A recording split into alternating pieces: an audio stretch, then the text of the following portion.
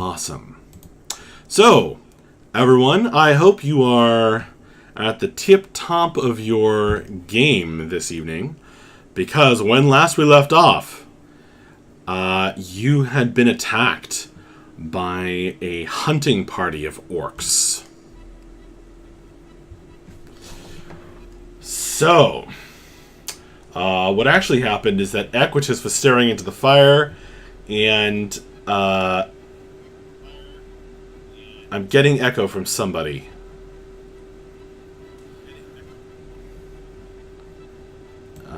So look to your push to talk buttons.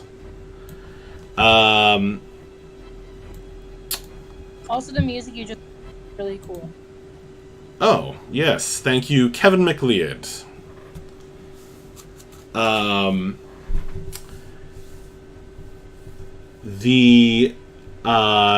So Equitus was staring into the fire while the barbarian, Bref, played by Jeremy, was patrolling around the campsite. Even though he was alert, the band of hunting orcs managed to get the drop on him. And things got nasty quick. Now everybody's awake, and mostly out of the tents, save for Kront Threefinger, whom you have picked up along the way, not being too much of a combatant himself. And also, I don't think he has a weapon. The orcs fell upon you, viciously attacking, and are finding you much tougher prey than they took you for. As you can see in the back, you had camped just next to the altar, with the onyx altar with the footprints melted into it. The altar of the Seeker, which had some flowers and small coins. Some of you actually left offerings upon the altar and have been blessed by its power. You chose to camp right in front of it, and it seems the orcs were only too eager to find some sleeping prey. But the battle isn't necessarily going in their favor. Bref, you are at the top of the initiative.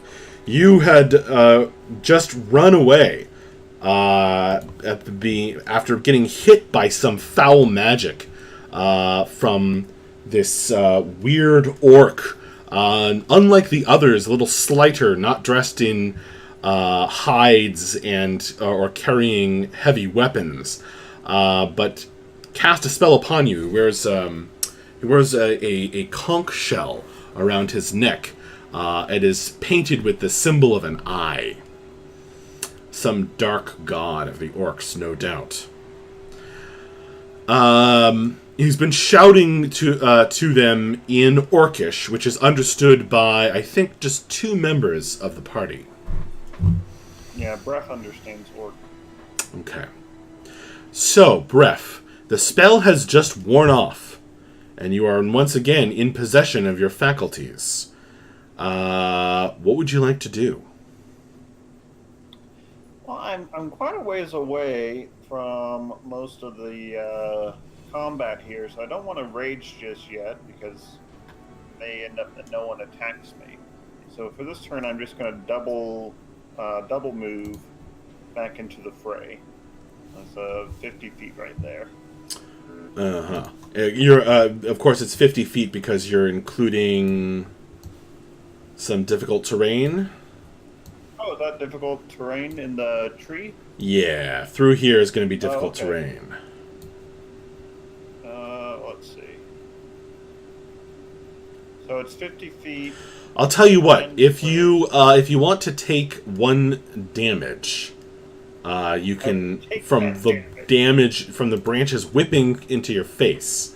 I'll let you ignore the difficult terrain presented by that particular tree. I laugh in the face of tree. Yes, that's what I'll do. All right. So Bref is going to rush back out from where he had been scared away. Sorry about that, everybody. Everything's back to normal. Two-handed hammer at the ready. Curls, you're up. Alright, so can I see the because I know Bella hit the last guy with fairy fire, right? Yeah, this guy is very clearly able to be seen, but he is hiding behind this rock. Ah, fuck. Um. mm, mm. Oh, that's a lot of disadvantage. All right, never mind. I'm not going to worry about him. Can I hit this guy? It's not pinging. Anyways, can I hit the guy to the left? No, sorry, wait. I'm gonna hit the one that's within melee. Wow. Try making sure that you're using the select move arrow tool on the top left. Yeah. Just click and hold. There we go. Yeah. This guy. I want to hit this guy. Okay. A sacred flame. All right. That guy has been badly beaten. So he, in his fierce attack, has not hesitated to take this damage. But okay, 3 radiant damage. He needs to make a dexterity saving throw. With a 14.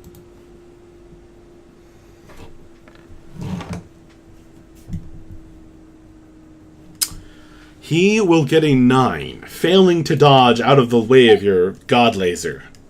So he gets 3 radiant damage. Ah! That guy is not looking good. He seems to be on his last legs between the nasty beating and the lasers.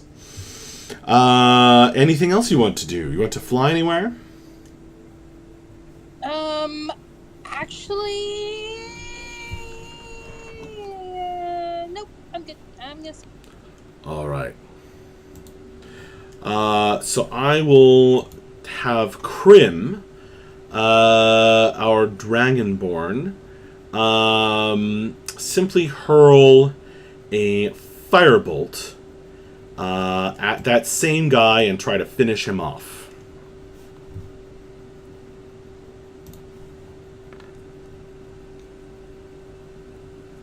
Unfortunately, her shot hits the top of the tree and sets it on fire. Foosh! It being a very green tree, it probably won't light up too much, and it is the middle of winter.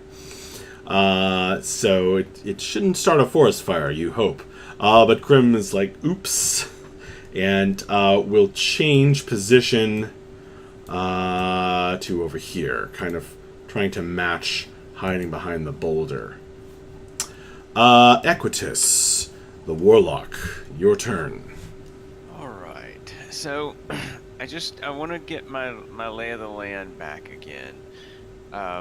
So as far as bad guys go, well, I got the wrong tool selected. Okay. That's a bad guy there. That's a bad guy there. That's a bad guy there. And this is one way down here. Yeah, Oh, and that guy. Okay. Mm-hmm.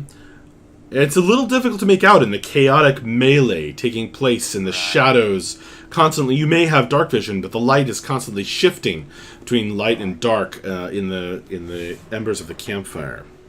Okay. All right. And if I have a spell that is a 15-foot cone, I could get, for instance, like this guy right next to me, and even though it's a 15-foot cone, it's not going to get, like, who is that, Bella, up above me? Are you making it emerge 15-foot cone? Where are you where are you thinking? I would like to hit this guy here. It looks like that would be the easiest guy to hit.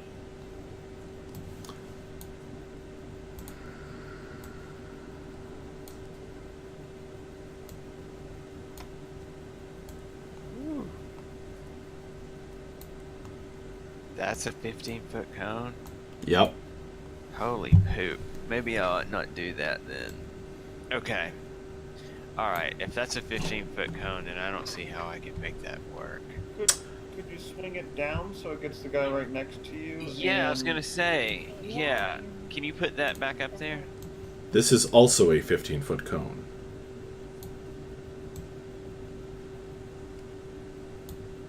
Push it. No, wait, that's too big. That's it, right? What if you did the original cone and rotated it 90 degrees, right? Yeah, that's what I was thinking too. Original cone.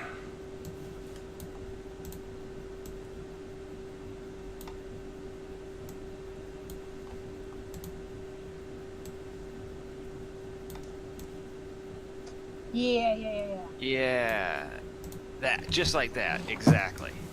And that's bad guys, nothing but bad guys, right? Yeah. Looks like. All right, then I'm going to do that with my burning hands. Let me pull that up. Oh, burning hands. See, I assumed, like an idiot, that it wasn't burning hands. Oh, is that going to be different? Well, it's a different image. Oh, I got you. All right, burning hands, and I'm gonna do it at. There we go. So it's a 15. It looks like. Okay. So, pulling upon the power of your patron, the shadows give way to curling flame as it erupts from your very hands, filling the air with this roar of primal power, this fire. The orc on the north gets a 4. The orc on the south side of that cone gets a... Oh, he makes it. Yeah, he makes it. Okay, can you roll damage and read me the text of Burning Hands? Well, here's the weird thing. I think that 15 is damage because that 15 What? it's 3d6. Oh, what is the DC then? My spell save DC is 13. So Okay, yeah, one missed, one failed, one saved. gotcha. For some reason it's not showing the full text. Yeah, I think I gotta work on that one. All right, you should be able to drag it from the game's spell book. See, I thought that's what I had done. Oh, I don't know. It's got the wrong settings. Yeah. All right. Does it set anything on fire? No, let me double check it. Burning hands. Hold your hand. Shoot a flame. Shoots 4 throughout each creature. 15 foot must make a dexterity saving throw. Creature takes 3d6 damage on a failed save, or half as much on a successful one. Ignites any flammable objects in the area that aren't being worn or carried. So, for example, a tree. Ignites any flammable objects in the area that aren't being worn or carried.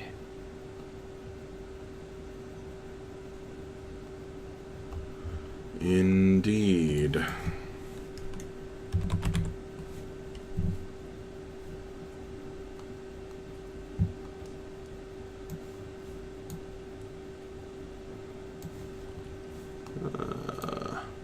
So that tree is now on fire. Fully. Well, good.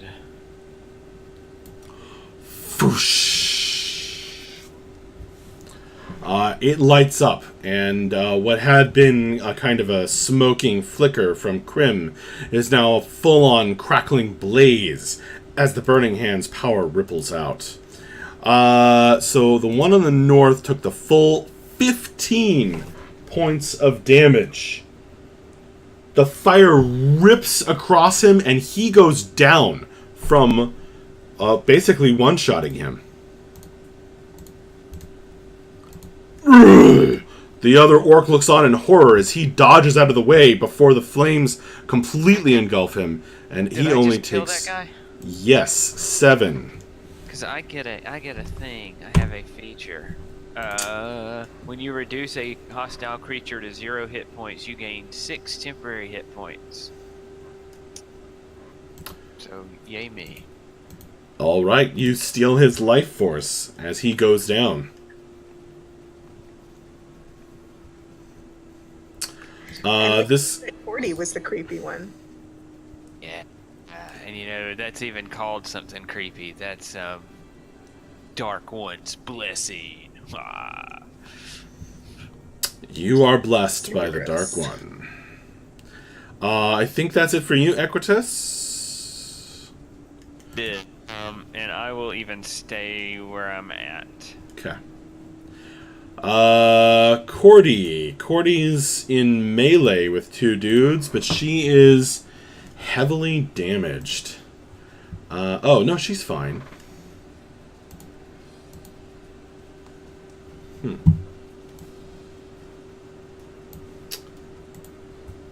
Game can't seem to decide.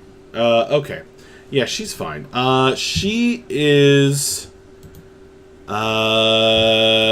just going to make another melee attack, as she has been doing.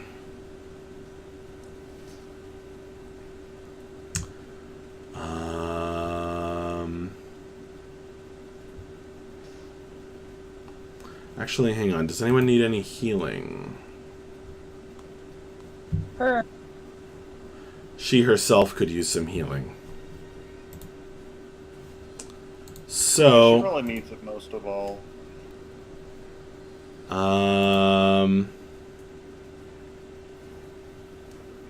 no, she's fine. She's really fine. It looks like she has 8, but she actually has 18. She is going to go ahead and poison spray this orc right in front of her that she's already damaged quite a bit. So, a poison spray of spores emerges from her hand, and he tries to dodge out of the way, successfully, as it turns out. He blocks it partially with his shield and steps out of the way. Ugh! He's already heavily damaged, though. Now it's the orc's turn.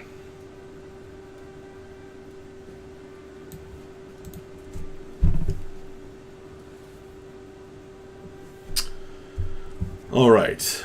The guy who is now glowing purple in the back there, he raises up his head and looks over the boulder, and he's scowling. And he shouts something in orc. Those of you who can understand orc hear him saying, "Ugh, this prey is too strong. We need the rest of the tribe. Fall back! Fall back!" And then he grabs the conch shell, and he holds it up to his lips.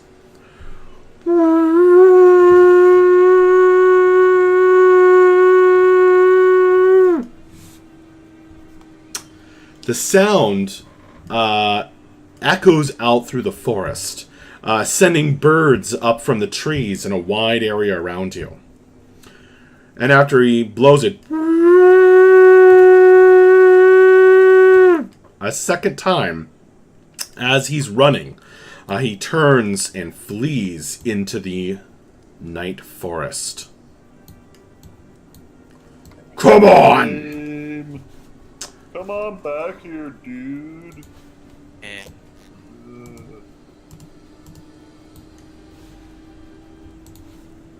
I had a guiding bolt with his name on it.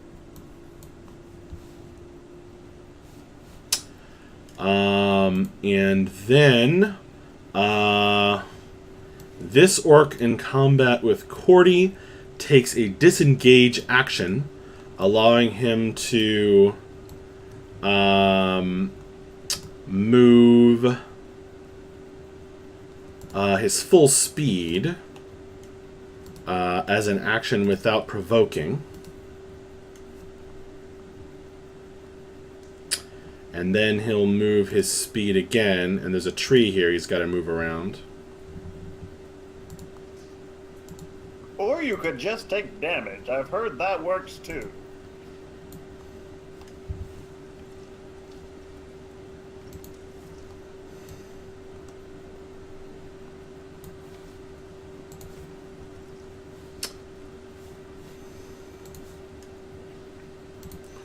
This guy is going to do the same. We'll be back for your blood, he says in Orc. Better be glad I can't understand what you said, buddy.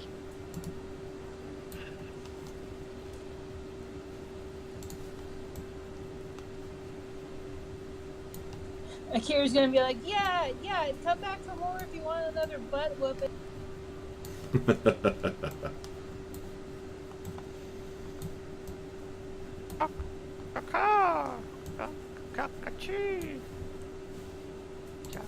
Chachi. Oh! This guy who's very heavily damaged in combat with Mavra, he is going to be pushing around this tree and trying to follow his compatriots. So he disengages as an action.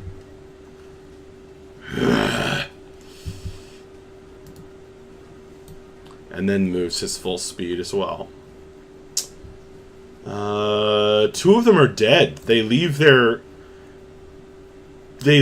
dead behind.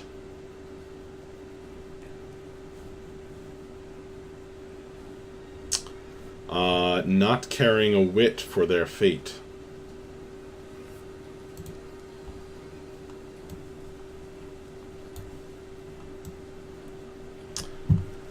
I think that's all of them. Bella. Alrighty. Well, this is probably fine, right? Things exactly as we planned. Are we still in initiative? Yes. Alright. Who needs healing? Cordy can handle herself. Is that... Breath, you need healing? I mean, I think I'm okay for now. I'm still over half. Okay. If I were to quantify my wounds in some kind of strange numerical system. Yeah, try to stay in character. Right, okay, yes. Okay. We're gonna go ahead and we're gonna fix the problem that... You cut out. So, we're gonna go ahead and fix the problem that we had before. So, Bella's going to come up to Breath, and she's gonna give him a hearty pat on the back, and she's gonna say, Breath! Dude, keep it together! You got that! I do got this. So you are now heroism. You are immune to being frightened, and you gain temporary hit points equal to 5. No. 3. Sorry. Awesome! So you have 3 temp HP, and you cannot be frightened by that creepy orc anymore. Why is there an Illuminati symbol on this map? That is the symbol of the map maker, Bogey. Thank you, Okay. Bogey, for making this What are amazing you map. talking about? I don't see any Illuminati symbol. It's invisible to communists.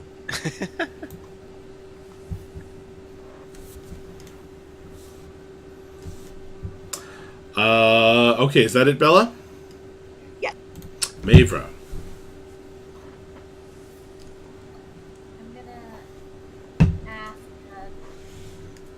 who understood what he said. Can anyone respond during her turn? It's a little difficult to stop and, like, do translation in the middle of a fight, unless it's a very short message. Like, you could probably say, he told them to retreat, or something like that. But, beyond that, it's a little complex. Could I say they're getting reinforcements? Sure. They're coming back with reinforcements.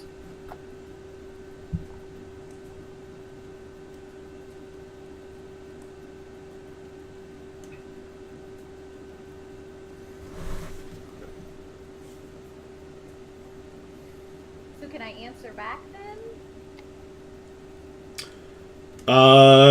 At that point, it's going to start to kind of be your whole turn. But if you want to spend an action on it, then sure. Okay, then sure. Should we head out then?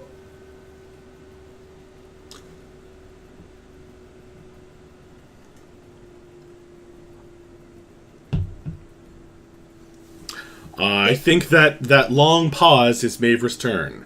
Bref, you're up. So, given that I do not have low light or any kind of dark vision, I'm guessing I cannot see where these goblins have gone. You can see exactly one of them, because he is lit up like a purple torch. Yeah, but I mean, he's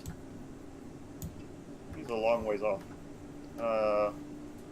The others, let's see. Let's see what you can see. Not really. Yeah, they've all vanished into the night forest for breath, like so many shadows. I'm gonna hop over here, and I'm gonna use my action to try to extinguish these flames somehow. Oh, okay. What are you gonna do to kind of extinguish them? So let me see. Gosh, I don't really have anything. Actually, can I pick up one of the dead orc that's next to me and just kind of whack the flames with its corpse to try to extinguish them that way? As horrific as that may be, it will cover you in orc blood. That's not a problem. All right. Well, your PTSD dreams may disagree with you later, but for now, you desperately pick up one of the orc corpses, and as his various horrific burning skin ash comes falling over you, you use him to beat the flames and douse them. It will work. It'll just take you a couple turns. Okay. Mavra, I cheated you out of your move. Do you want to move at all? No, not right now. Okay. Curls. So here's the thing. Can I see purple glowy guy? Yes. Cool. He's within 85 feet of me, which is within range of my guiding bolt. Nice. I'm gonna do it. Okay. I'm gonna do it. At your level 1. at your current position on the ground, Aquitus and maybe some other of your friends are between you and him. So they're yes. I'm gonna pop up 10 feet and then fire it off in his face. Okay. You spread your wings and take off from the ground. That's 2 squares up, so we're gonna put 2 wings on you. All right. That was a crit.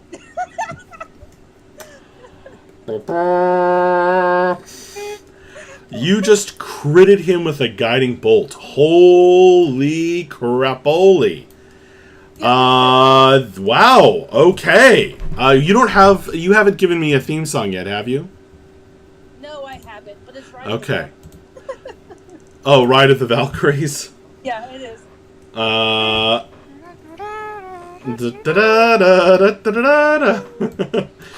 Awesome. Okay, roll frickin' damage. That's 21 points.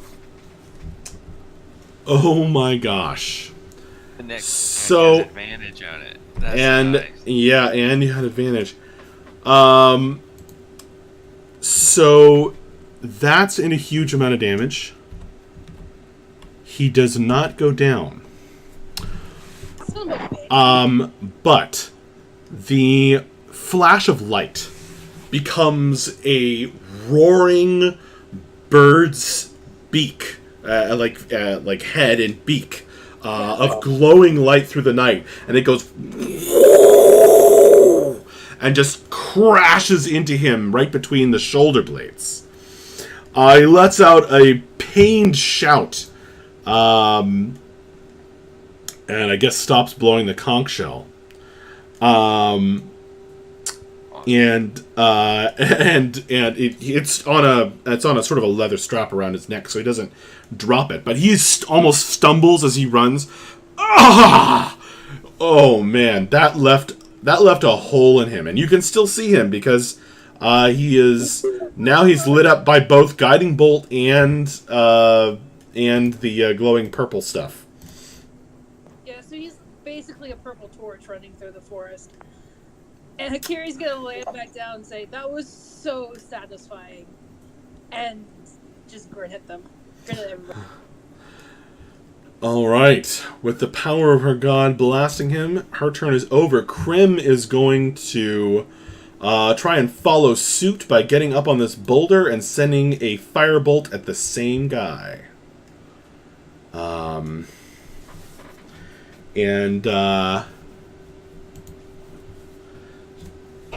As she starts firing at him, he says, in common, actually, "This is not the last you've heard of the Eye of Grumsh."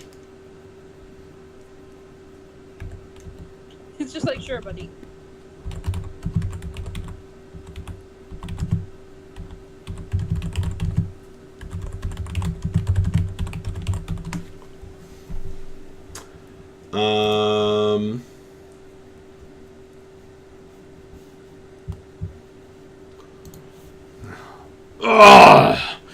Gaul the Wrathful will make short work of you later. Krim also rolls her eyes, and she gets... Oh, wait, she has advantage. Yes, advantage. Oh. Wait, that might hit. Yes, she does hit.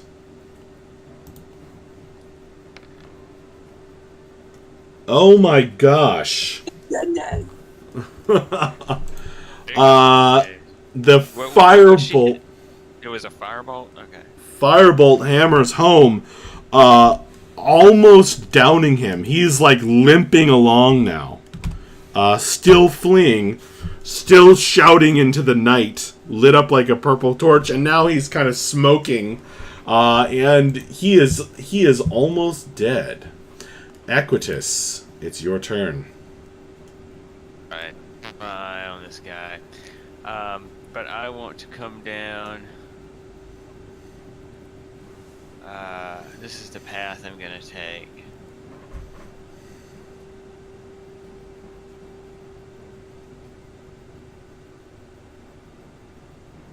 Can you see that? Yeah. 30-foot path there. Looks like you're avoiding dealing with any difficult terrain. Correct. That's where I'm gonna head. And then I'm going to Eldritch Blast Mr. Purple down here. Come on, please roll. All right, you have advantage. Nice. Oh, hang on, I got something. Okay, here we go. Eldritch Blast coming right at you. 24 with advantage. How do you want to do this? Oh yeah. So I want to run down and stretch my arm out, and that dark energy to come from my outstretched arm, and yeah, I'll say something like, this is definitely gonna be the last that we'll hear from you. And then the blast comes from me. It blows him into nothing. Oh, blows him into nothing as he breaks apart under the force of all of these various magical energies that have been piling on. This Eye of Grumsh is in fact slain. And you hear the other orcs calling, "Gaul! Gaul is dead! Gaul is fallen!" in orc to each other. In Orcish. He is dead. All right. Cordy. Cordy is not going to throw any more spells. She's going to look to see who needs the Binding of Wounds. Both hers and Bref's, I guess. And with that, they run further. The remaining survivors run off into the night, calling to each other, Danda, Ganzuk, we meet back at the tribe. Yes. This guy is going to make it off that way as well. So, only 3 of them escape. I would run down and rifle through the corpse of the leader guy down there, purple guy. Alright, you rifle through the still glowing corpse. Go ahead and make an investigation check. With advantage. Oh, got a 4 with advantage. Well, searching among the bits, he was carrying that conch shell, with the eye kind of burned onto one side, and a spear.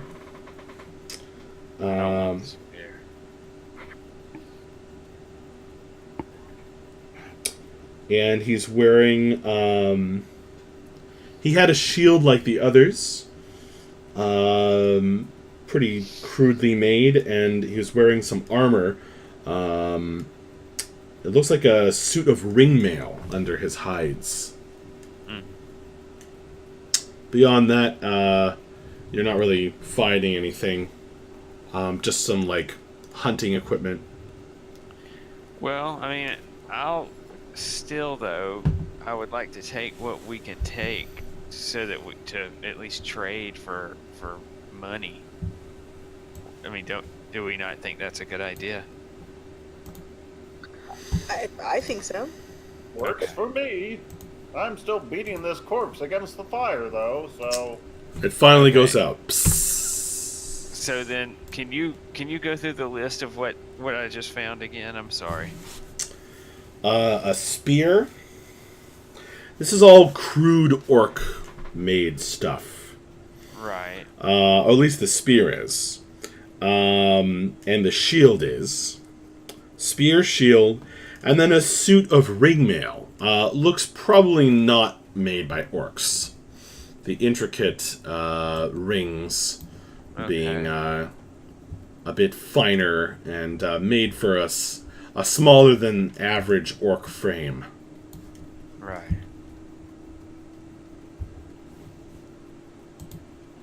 And then the conch. And then the conch shell. Okay. That's All right. the part that really confuses me, because we are not near the ocean. Jeremy, not Brett. Brett would never... Well, I know Brett, yeah. Hey, having grown up on the sea, I'm really kind of wondering where these orcs got such a fine shell. That's not from around here.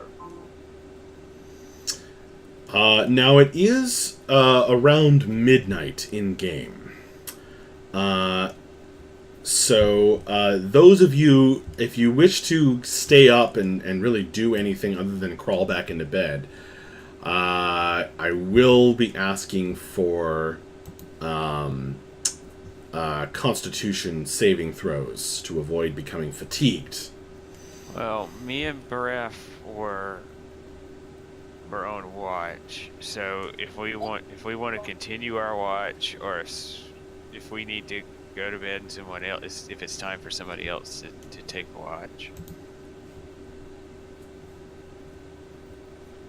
Yeah, not sure where exactly when the attack fell in our watch schedule. Mm-hmm. But I'm happy to continue the watch. It was toward the middle. Well, that was fun.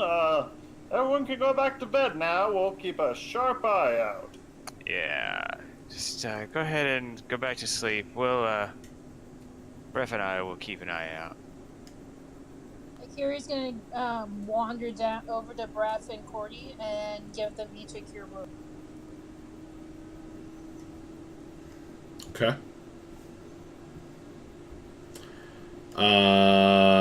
Very nice. You want to go ahead and roll that? Yep. So Breath gets 1 second. I'll be right back. It's 10 points. Ah, that feels a lot better. And Cordy gets 14.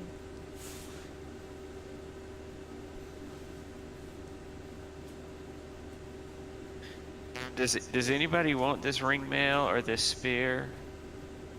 Or what was the other thing I got? Shield. Otherwise, Really I'm small gonna mail. sell it when I get back into town. Yeah. I don't know did if you- anyone can wear it? Did you pull the ring mail off of his body? I think so.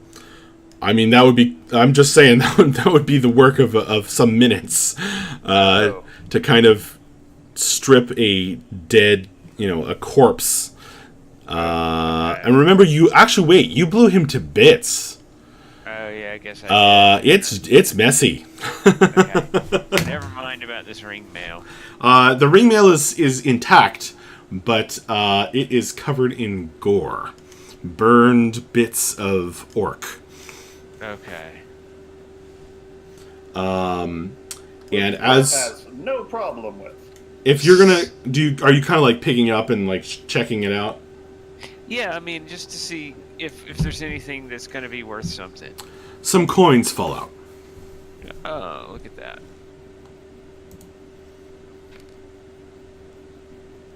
Right. Well, on that note, I'm going to go back to bed.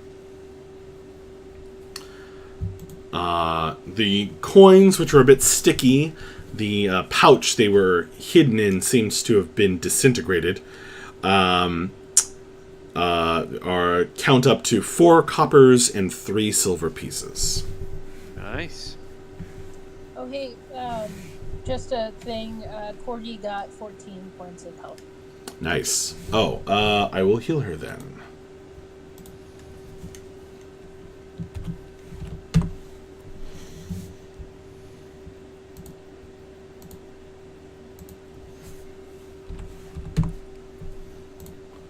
All right.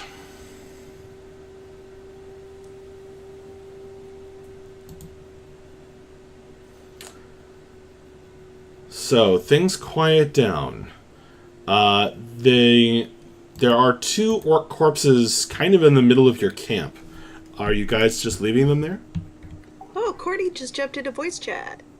Oh, Hello, I'm trying to get on Roll20, but I figured I'd at least hop in here. I am Awesome. safely back in New Jersey Yay! by torrential rain and traffic, but I welcome to the game. Who would like to jump in and catch Alexis up to speed? So we fought the orcs, and after killing one more of them, the one with the conch shell sounded the retreat, saying we need to come back with reinforcements. But despite their best attempts at fleeing, we did manage to drop old Conky with some very nicely placed guiding bolts and eldritch blasts and all kinds of other fun ranged attacks. So I think only 3 orcs ended up getting away, and we destroyed quite a few of them. rad. Would you like to share what Bref understood from their orcish speech as well? Yeah, there was, I forget the names they said, but they said, just you wait, there's this other person who will be coming back and you'll be sorry then. The Eye of Grumpsh.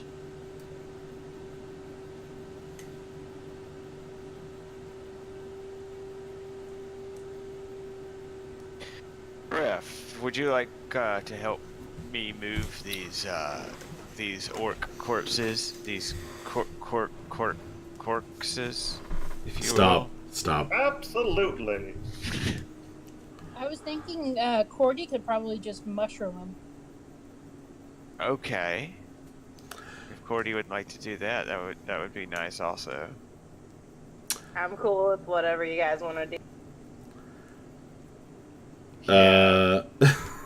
So right. Do it. Yeah, go ahead. Why don't we move them up? Maybe let's move them off to the side somewhere, and then Cordy, you kind of do your mushroom thing on them. Where do you move them to? Let's say up somewhere up here under this tree. I'm sorry, I didn't see the ping. In the northwest. Okay. So closer to the shrine. Okay. The shrine is here. Can we set them up so that when Will Graham shows up, he'll be like, what's going on here? And then Matt Mickelson will arrive.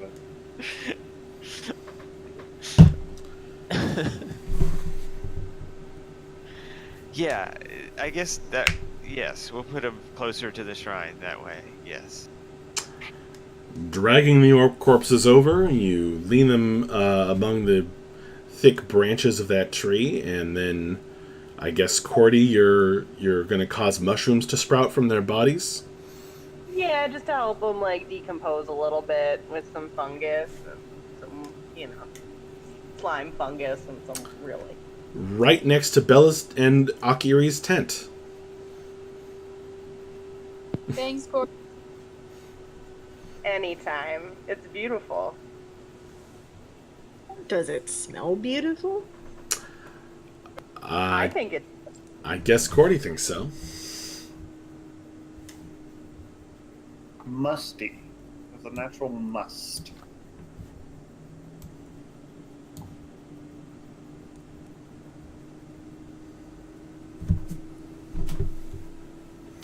So, okay, now that you've disposed of the corpses in a rather foul-smelling way, or musty way, what else are you guys doing?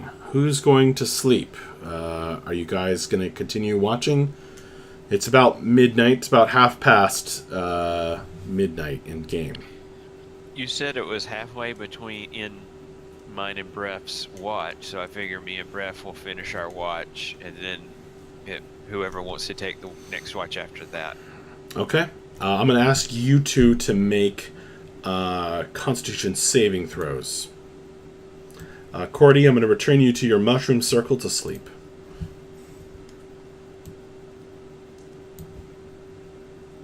Oh no! Oh We no! are not doing great. You are both going to gain 1 level of exhaustion. So, is there a place to put that in on the Roll20 sheet? I don't know. But it is... I don't really know everything about the Roll20 character sheet. Sure. I don't think there is. I don't see it. But you're going to have disadvantage on ability checks. Awesome. Here, this will be our exhaustion on your tokens. Feels real good.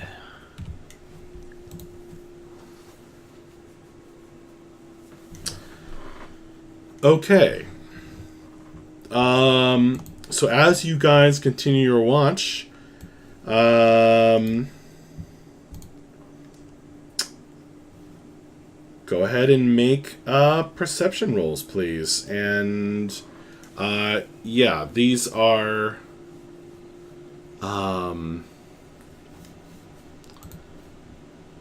technically these are wisdom. These are wisdom parenthesis perception rolls. So you are at disadvantage because you are tired after fighting in the middle of the night and then continuing your watch. So with disadvantage, what do you get? 14. 14 and 8.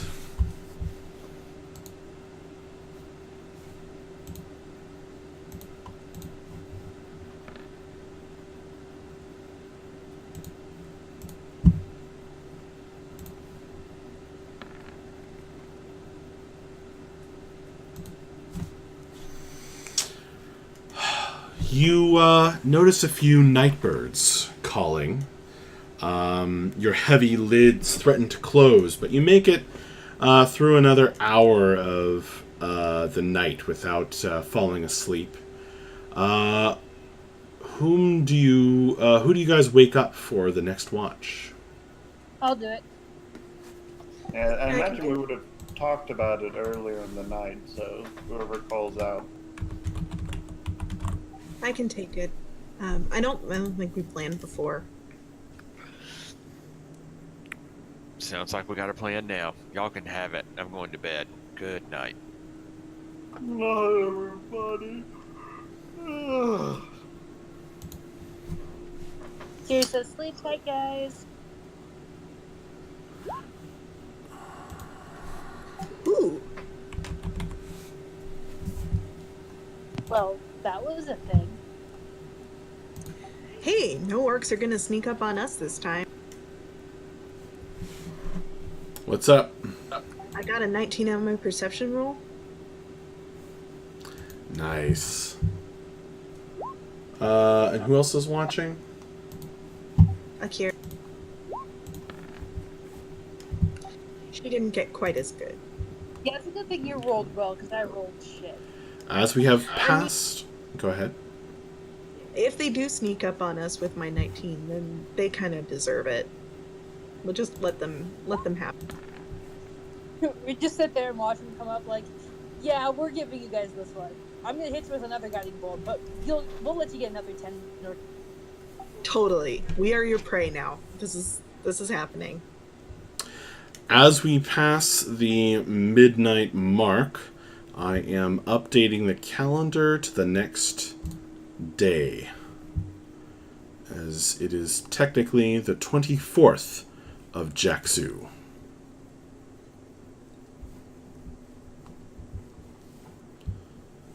Alright. The moon shines down Akiri and Bella. You keep the fire going with some sticks. You can, as long as you keep moving around, you can't smell the two rotting orcs to the northwest of your camp, or the charred chunks of that one orc that was blasted apart down to the southeast. There's a few night creatures, a few squirrels, out and about very, very late. But not much disturbs your watch. Who is next?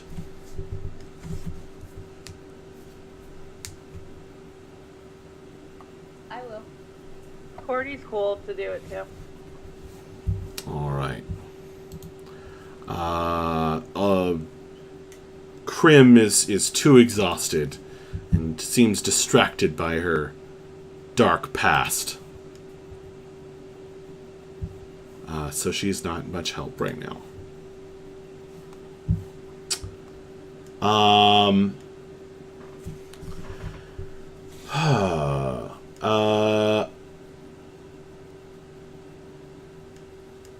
Akiri.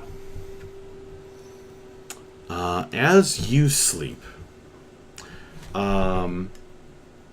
Cordy, go ahead and roll your perception roll.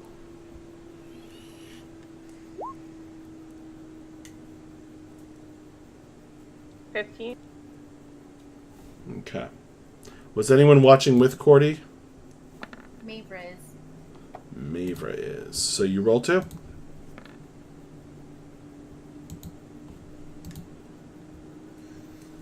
Very nice.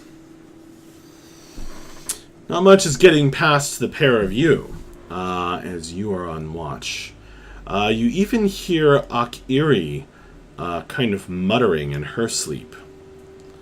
Akiri, go ahead and roll a D percentile and add your cleric level. How do I do that?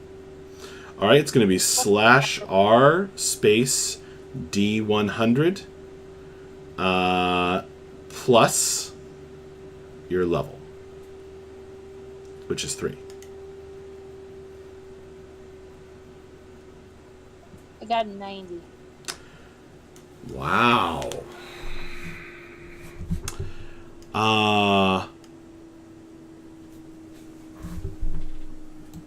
Akiri is muttering in her sleep. Akiri, you are sent a dream.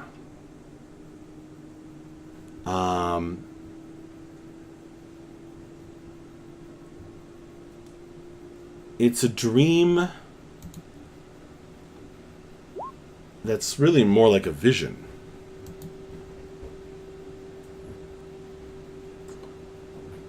And it is of some pilgrims.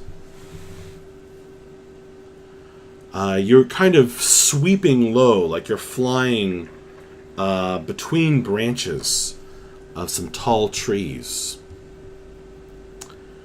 And along this forest path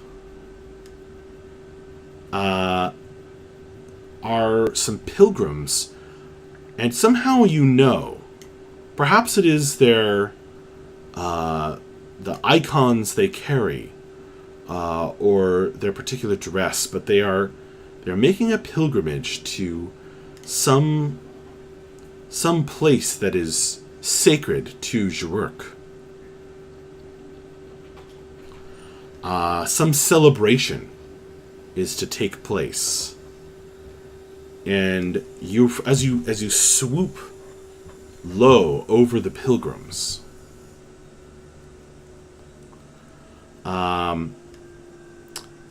you don't sense the usual jubilation and joy that you would expect from pilgrims going to a celebration. It almost seems as though they don't want to go. They're reluctant, or perhaps mourning somehow. They wear these heavy, kind of multicolored robes as they follow this track winding through the forest.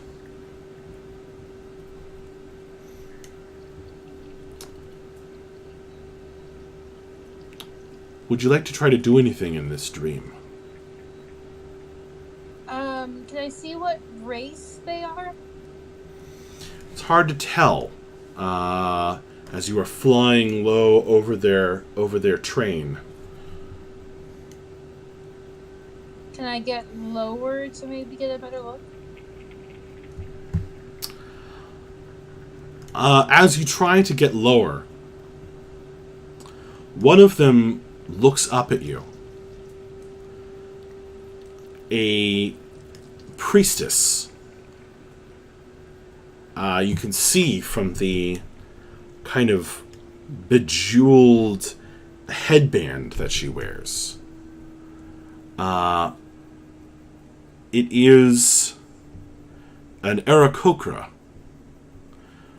a beautiful peacock with more masculine plumage. Quite beautiful. And as you're startled, look into those eyes, you wake up and you're in the tent and listening to Bella's gentle breathing.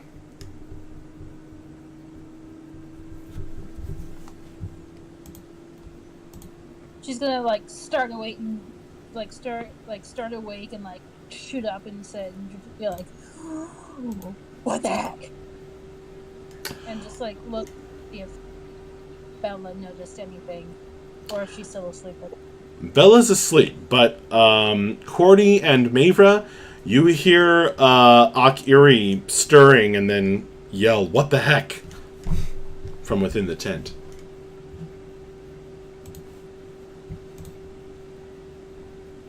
Are you okay? Kiri? Yes.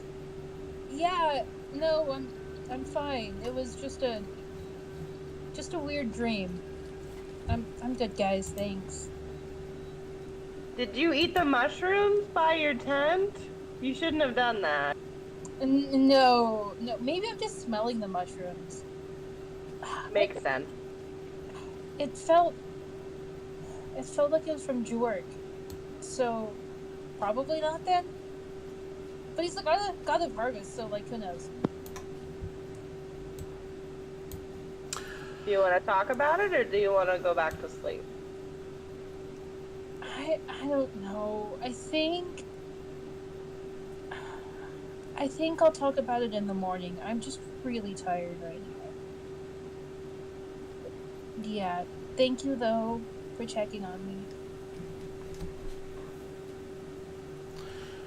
Bella, I'm not sure whether you think it's like 2 a.m. So or some maybe even beyond that at this point. So you might wake up from a little bit from this conversation. That's up to you. I'm sure I do, but I Okay. just kind of go back to sleep. As you go back to sleep, Bella, you're hearing Akiri's breathing is irregular, tense.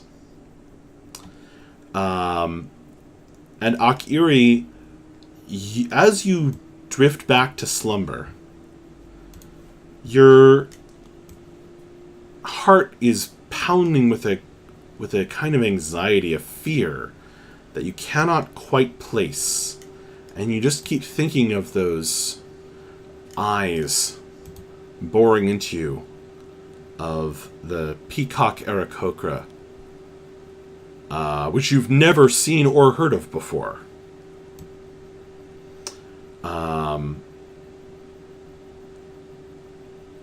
Looking up at you suddenly.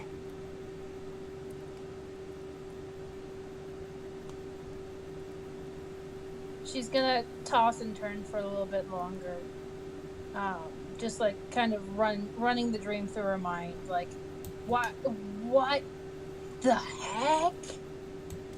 What is going on? And I'm assuming she'll go back to sleep, but it's not going to be an easy one. Indeed. All right. It's a little... Well, she has a few more hours of poor rest before daybreak arrives. And you all wake up. And it becomes time to mark off another ration of food from your stores. We're going to get rid of the cards, so you can play them and we'll just delete them, but we're not going to do any new cards. We'll just kind of slowly get rid of them. And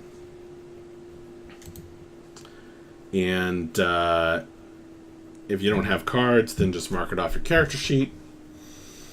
As you guys need to consume food, you eat breakfast. I guess you guys get to decide what you want to do.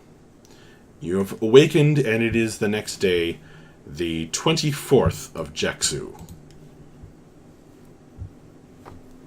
Oh, that was quite the night. Had this wild dream about orcs attacking, and he notices the mushrooms growing under the tree. Those weren't there before.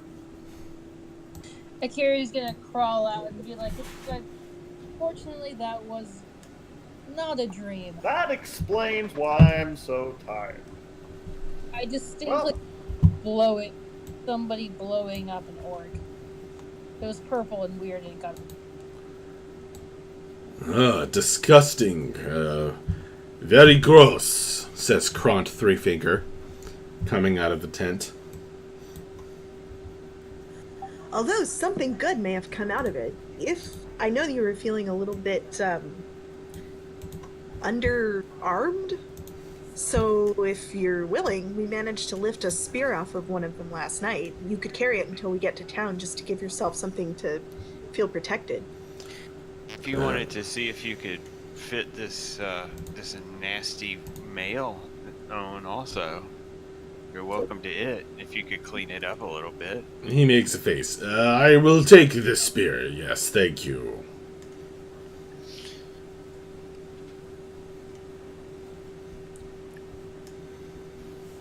Well, let's keep going back to the city.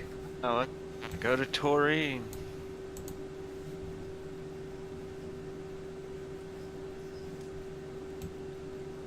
Alright, where are we again? And then which one are we going to? Because I So completely... we are in 1114. We Yeah. need to go northeast to 1214, and then northeast once again to 1313. Yeah.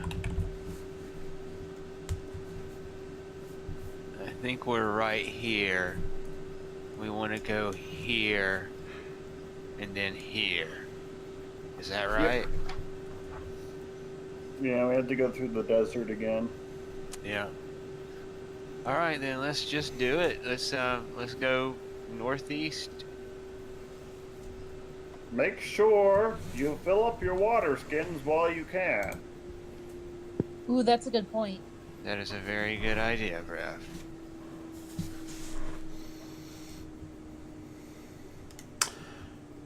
You fill your water skins in the occasional creek, in the relatively lush, forested hills, skirting the dragon's territory that you know to be there. You guys make your way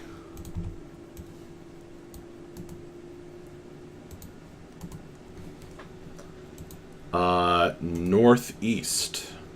Is that correct? That's right.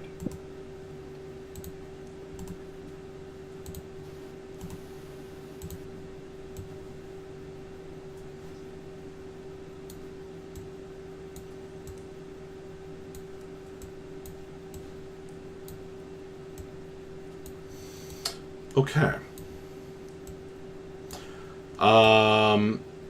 I assume, are you guys, like, breaking camp and then just heading out right away? Or doing anything else before you leave? I'd say we're heading out right away. Yeah, making sure our water skins are full and heading out. All right. Bad. As soon as you break camp and start heading out, you see someone on a hill among the forest, among the trees. There's a couple of guys. These are humans. They carry wood chopping axes. And they are looking at you guys very curiously. They each hold a bunch of flowers in one hand. Akiri waves at them. So they're each carrying flowers and wood chopping axes? In one hand, they have an axe, and in the other, like a bunch of wildflowers. Very similar to those you saw laid on the altar. They are definitely not a cult. Everything's fine. Yeah, for sure. We gotta kind of put a hand up.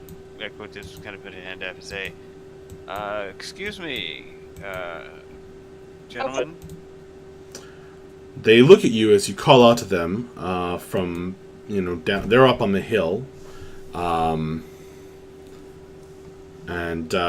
they kind of nod. They don't seem too eager to close the distance. Okay, I say we leave them alone if they leave us alone.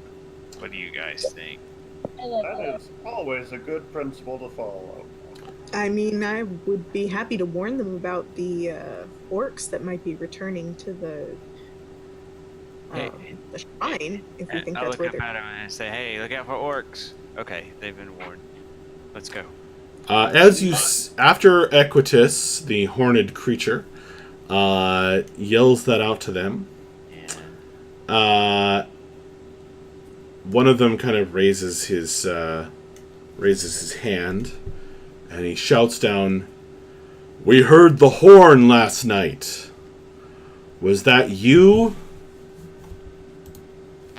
I kind of put the horn that I know is in my hand behind my back that I took off of the orcs, and said, "No, that was not us." No, we slaughtered that guy. He's like over there, and she like waves back in the direction that they came from. He's over there if you want to check him out. There's or what's left of him at least. "You fought the Eye Fury warriors?" Seems like If you're talking about some orcs that like to run away from a fight, then yeah, we fought them. we killed the Eye of Groomsh, if that means anything to you.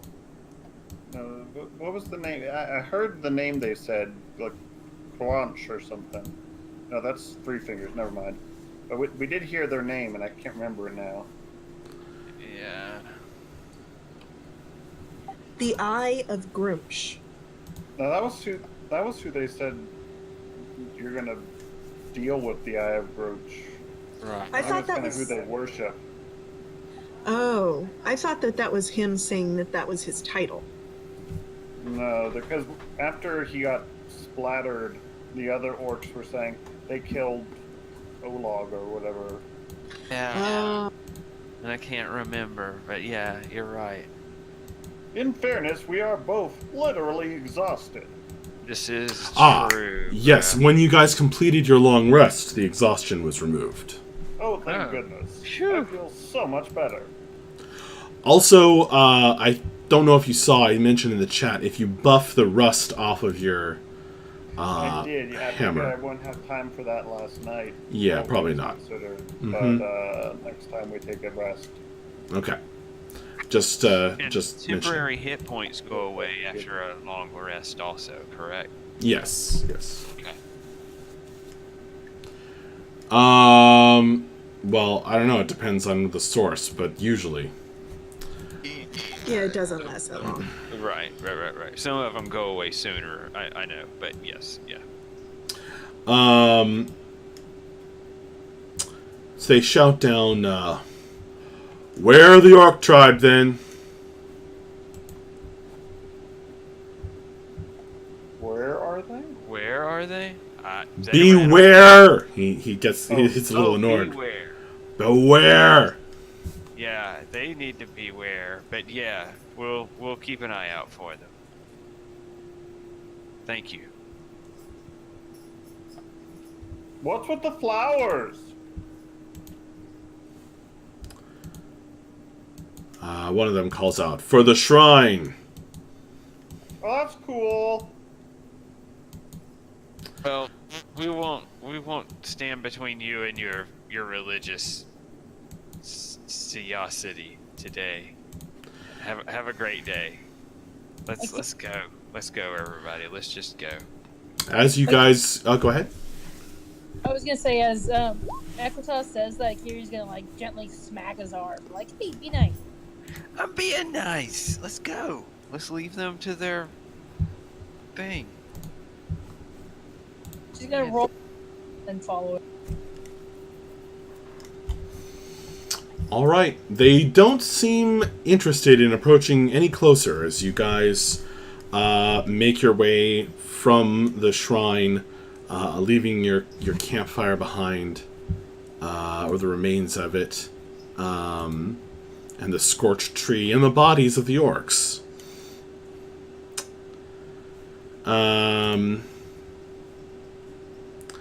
And you traverse your way northeast, leaving the woodsmen, or whatever they were, behind as well.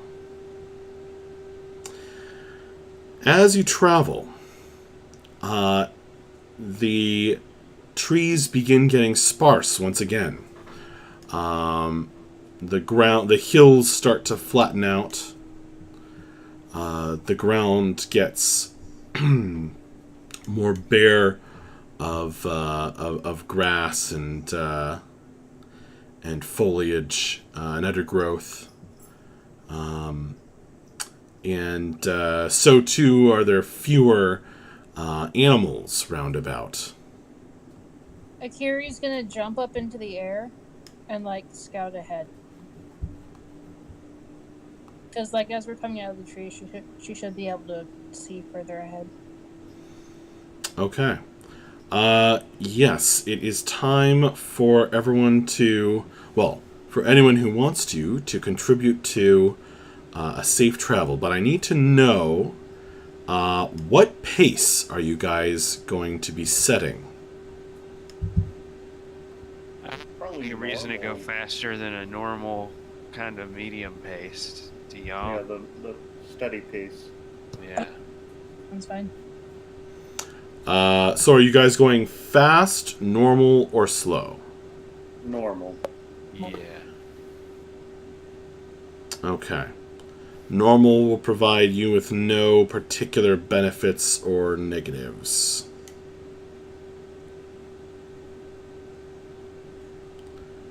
I swear I had this ready to go. Sounds exactly like what a bunch of upper middle class white people need. No particular benefits or negatives. Well, going slow would let you be stealthy, Right. while going fast, You get there quicker, but you might yeah, miss something. you can outrun danger. Right. Or stumble into it.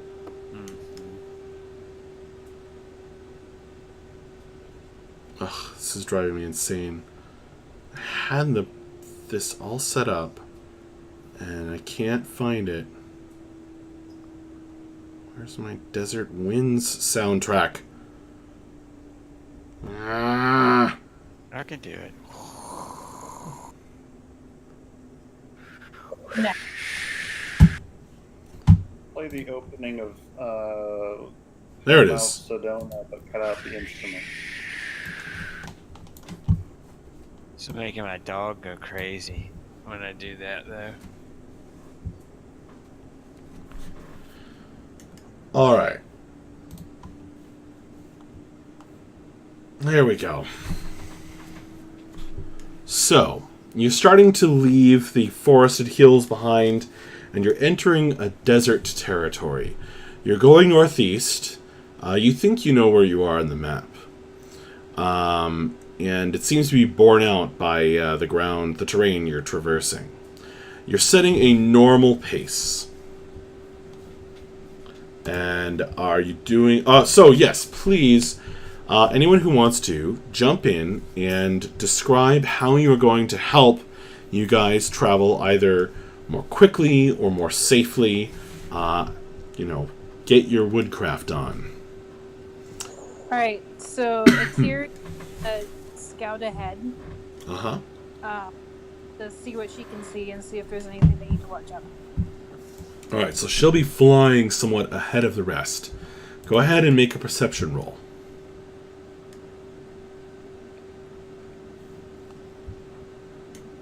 Fuck, it's a 9. As the trees thin out, the blowing sands take over. It's not really like the Sahara or anything like that. It's a rocky, dusty desert. And this particular area is very rocky indeed. It starts to be a bit tricky to her eye, and it's hard to make things out. Akiri is not used to the desert. Akiri is having a hard time with this, and unfortunately, that will be a failure. X. Who else would like to attempt to help you? Going in the desert and having grown up on the sea, I know what it's like to have to ration your water carefully. So as we go along, I'm going to be supervising and helping make sure everyone stays properly hydrated without running too low on their water supplies. Cool. Are you angling for the use of a particular skill with that? I was thinking survival. Nice. Perfect. That'll be a 12. A 12. Thank goodness that exhaustion's gone. That will be a success. Phew.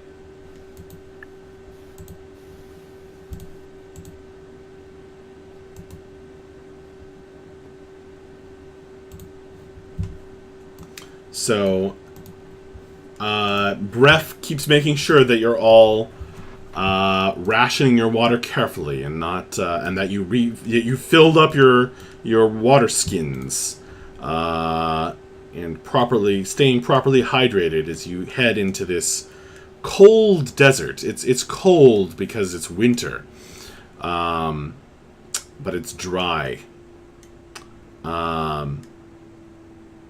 And the wind is a bit biting.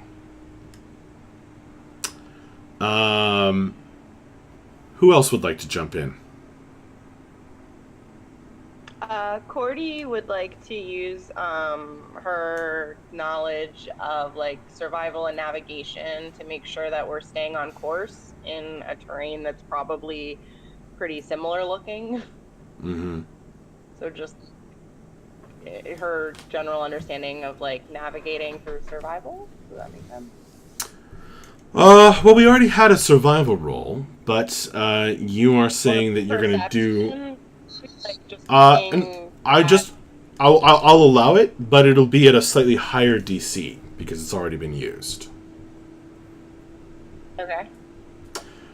But before you roll, actually, because I forgot something, or didn't forget. I was gonna forget, but I didn't. I need everybody to make a perception roll.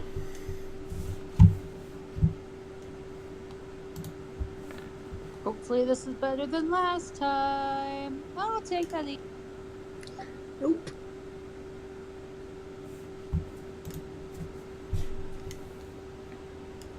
I don't know if I like that. Or is that rolling for Kront? Maybe. Possibly Crypt, too.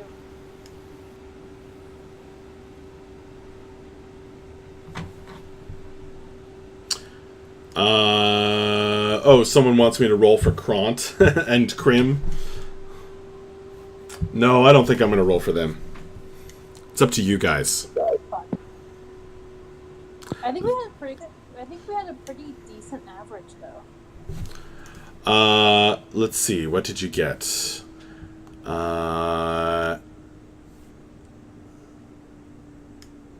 11, 10, 20, 21, 18, and 5.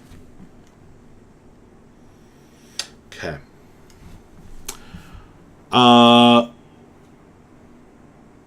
Equitus and Cordy. The hairs rise on the back of your neck several times in the first few hours of your journey.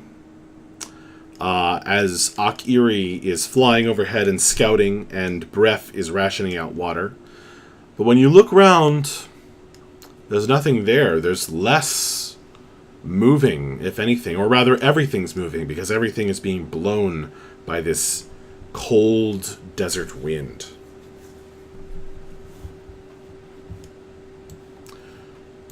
And now I would like you to go ahead and make your survival roll, Cordy, if that's what you still want to do. Yeah, that's fine. I said that's what I was gonna do. So Okay. that's 13. Okay. Unfortunately, that will fail. Fuck. Dang it. It's okay. Sometimes failure can blah, blah, blah, blah, blah. It means we probably get to fight someone, which I'm looking forward to because I have new. You Haven't have lost yet. you have 1 check mark and 2 X's to travel safely. Okay, just some. Oh, go ahead. Go ahead. I'm sorry. Well, I can try to use. I was gonna say I could try to use investigation, to try and pick up on signs of like civilized passage, like maybe see if there's like merchant caravans that come through or something, just with an eye to seeing like where do people who are familiar with this area travel. Are you using like a map to determine that? Yeah, and also my skill. Why did that sound convincing? Well, I mean, I was also just kind of pairing it with like looking around the landscape and being like, Well, looking around the landscape and looking for signs of civilization would probably be perception rather than investigation. okay, well then I'll use the map. Certainly, pairing the map with looking around, yes. I can see that. All right, I can see it. So you're investigating for signs of civilization. Yeah, I'm trying to find like easier paths to take through the desert so that we don't get, not just that we don't get lost, but that we have, a pretty easy walk. Okay, go for it. Oh, you already rolled it. I got a 12. Well, you succeeded. Whew. You find a path that takes you. When I got my driver's license when I was 16 years old, that's exactly the way my driver's license instructor said it. Well, you succeeded. Well, you succeeded. You find it's possibly an old trader's road through the desert, perhaps abandoned once the dragons took up residence to the northwest. It passes under some stone bridges. Remember I mentioned these piles of rocks towering up overhead in the desert, and this My navigates power them. just tried to flicker, by the way, so something may happen here in a second. I just wanted to give you a heads up. I'm sorry. It's okay. I hope it doesn't happen. What was I talking about? Trade roads and stuff. I see. Trade roads and stuff. I'm sorry. I'm sorry.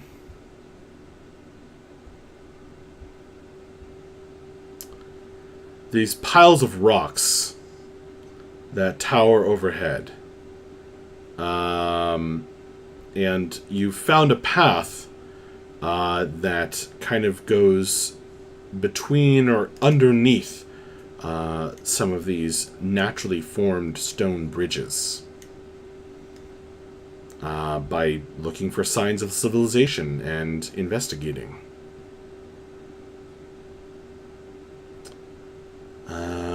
I did not put... I lost my desert wind sound effect again. So while I'm looking for that... there it is. You guys have 2 successes and 2 failures. So the next one will determine it, one way or the other. But before we do that, it's time for everyone to make another perception roll.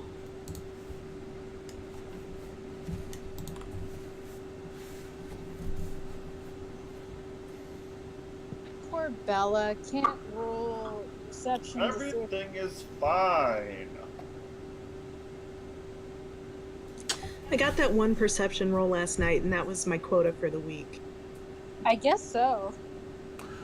I think I'm just waiting on Alexis. No, she was the first one. She got a 13. That's a survival roll. Never mind.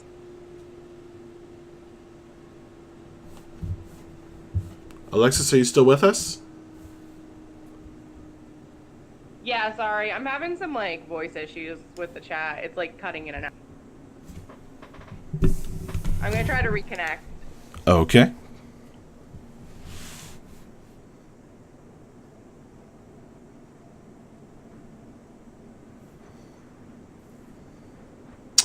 Let's see.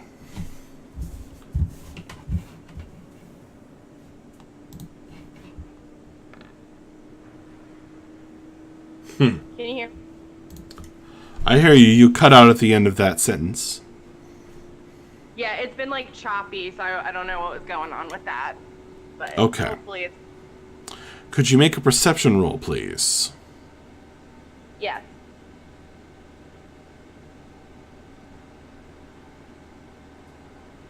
$25. Hey, finally. Wait. 25. I am so wise. Indeed. And it is that wisdom that allows you to be the first.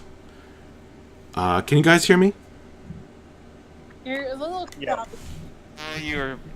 You were cutting in. Yeah, I just noticed. for a second. I noticed that myself.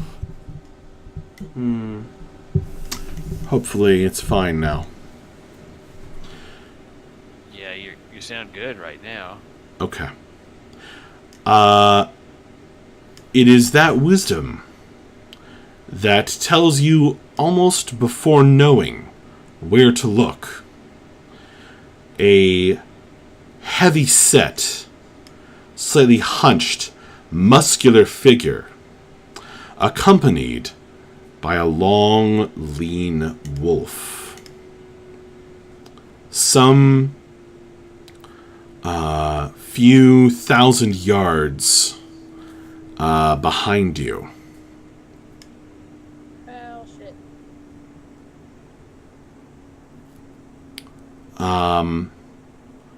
Now, all of you, other than Bella, are quickly able to follow...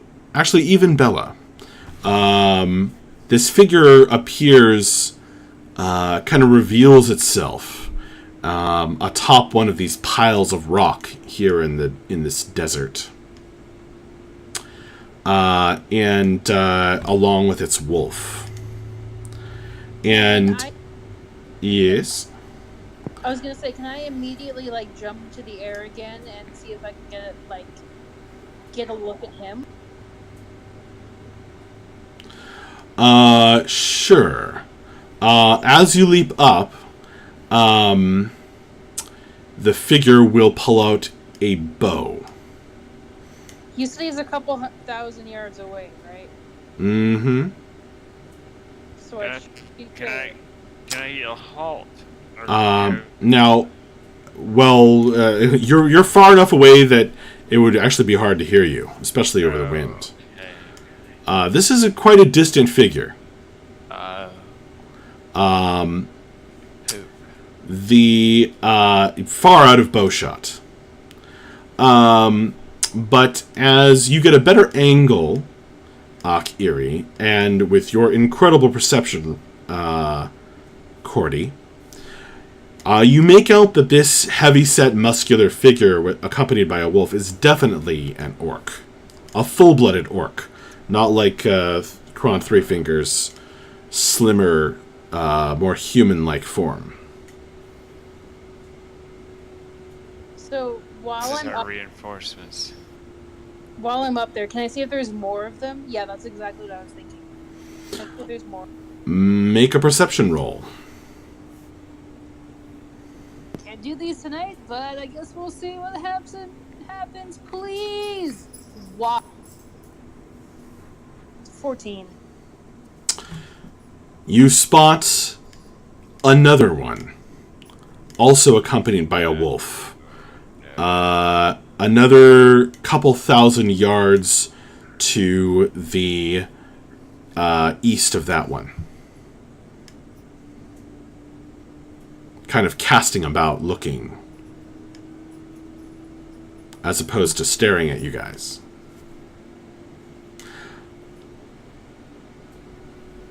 Okay, so I'm gonna land back down with everyone else and be like, okay, so he has a friend, and it's not the wolf. Okay, I guess we all ought to stop. Is that a euphemism for something? There's more of them. Do we want to fight, or do we want to try and outrun these mother truckers? Well, so far there's only 2 of them, so I guarantee there's more than that. I will bet you anything there's more than that. Yeah, but we took them down pretty easy last night. They didn't know the jump on us. We took a small hunting party down easily. If they're really out for blood and they already know how well we fight, they might send a much larger group after us. That's true. This may be that larger group. This may be just the tip of that larger group. Yeah, just tip the iceberg. I mean, this seems like scouts, which means that we are figuring out where we're going and somehow have some way of working back to the main group. We're very good at killing people without being seen. This might not be very much of an issue, but I don't think any of us are that good at that. We could try it. Akiri's actually decently stealthy.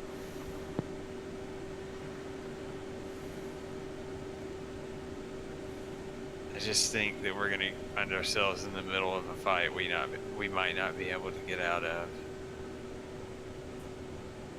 But I mean, I you know, these are bad guys. I'm into taking them down.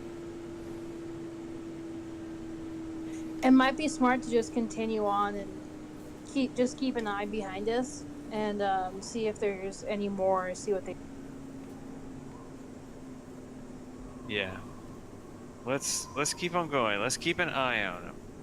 Akiri, can you stay in the air and keep your eye on them? Make sure and if you see any more, let us know. Yeah. I might have something. Yeah, I can send. I've got this neat new spell that I can use if you're up in the air. It's called Message.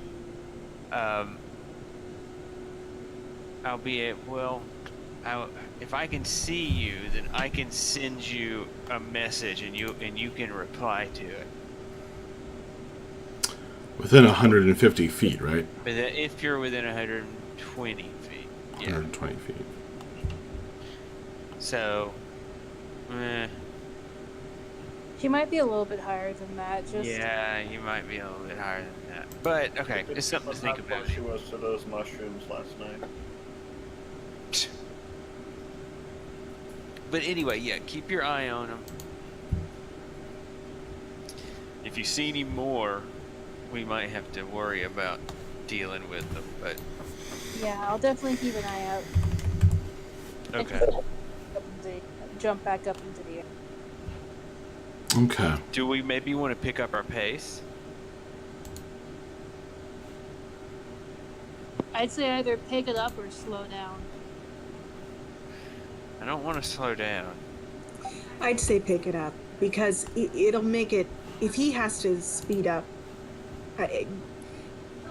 he'll slow down to match us, and that'll just make us closer to the rest of the orcs. Whereas if we speed up and make him work for it, it'll be harder for a large group to get to it. I agree. Let's make like a ska band and pick it up, pick it up, pick it up.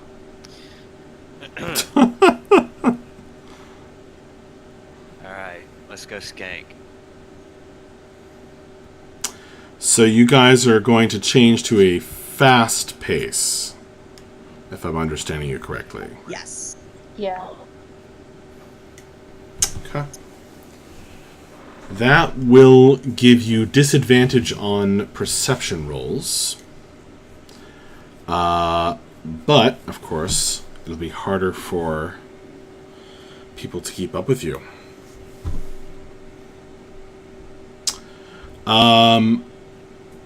Who wants to jump in and go for another travel check mark?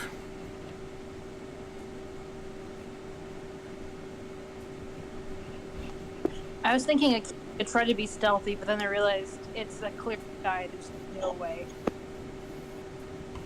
I mean, I'll do something. I wish I could think of a way that I could use deception or intimidation to do this, though. Because that's... Did you say really deception? hard. Yeah. Try to cover our tracks. Impossible when you're moving at a fast pace. Ooh, yeah, I bet. Okay. You could do that at a slow pace. Or if there was a way I could use insight, that would be good too.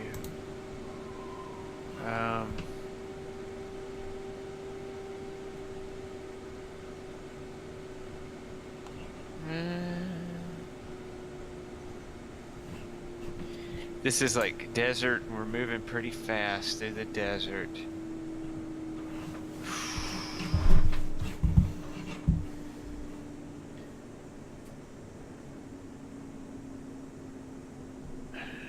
Okay. I don't even know. None of this stuff helps. Can I ask a quick question? Yeah. Can you stealth if you're moving at a fast pace, or is that not something that... Can you stealth if you're moving at a fast pace? No. Okay. Because I have pass without a trace, but if that doesn't No. work, then we can't. You can pretty much only stealth at a slow pace. Which is an option.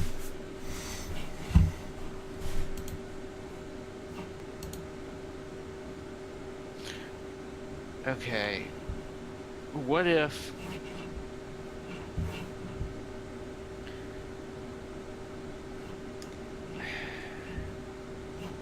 See, all I can think of is stuff like using thaumaturgy along with intimidation to make it. But see, that's exactly the opposite of what we want. Because I was thinking about to make us look like some a group of people that you wouldn't want to come mess with, you know, to keep potential predators away. But I don't even... Saying that out loud doesn't make sense. Oh, I have an idea with that, maybe. Because I have that weird deck of cards. Mm-hmm. We could try to go for a monster with your thaumaturgy, okay. intimidation. Okay, sure. That's something. The DM will let us do that. Yeah, I'm down with that. I mean, it could be like a goblin, but it also could maybe be something scarier. Yeah, man. Let's do it. If the DM will let us, let's do it. So, can you tell me exactly what you're trying to do? Or what skills you're trying to use? To create an illusion of a monster with this deck, correct? Yeah, and then I figured you could talk it up and be like, we're scary. Right, I could use my thaumaturgy and my innate powers of intimidation to make it, you know, to talk. Yeah, like she said, to be its hype man and kind of make it scary. To be fair, guys, though, they're very far behind us. Like a couple thousand yards. Like, that's not. Well, yeah, I guess. So I like where you're going with it, but I'm not sure it would work. Yeah. Yeah, you're We right. put it in our back pocket. Can you amplify your voice with thaumaturgy? Yeah, I think you can actually. I'll double check, but I'm almost sure you can. Throw it in the chat real quick. Your voice booms up to 3 times as loud as normal for 1 minute.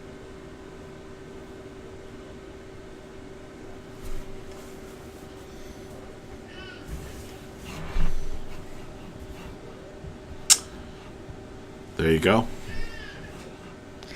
I mean, if you think it would be something that we could use just to keep a general kind of intimidation barrier around us, and that might help us, then I think that's something we could do anyway.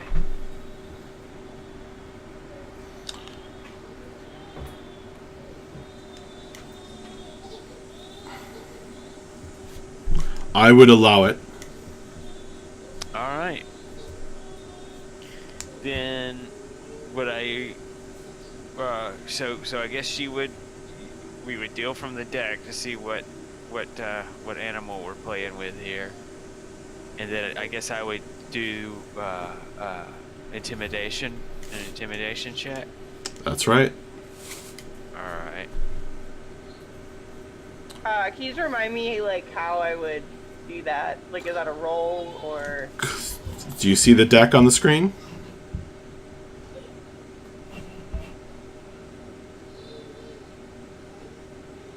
It's down at the bottom right corner.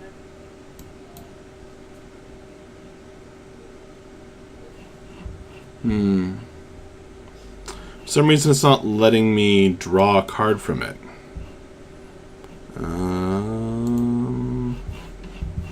Why not? It's letting me choose it.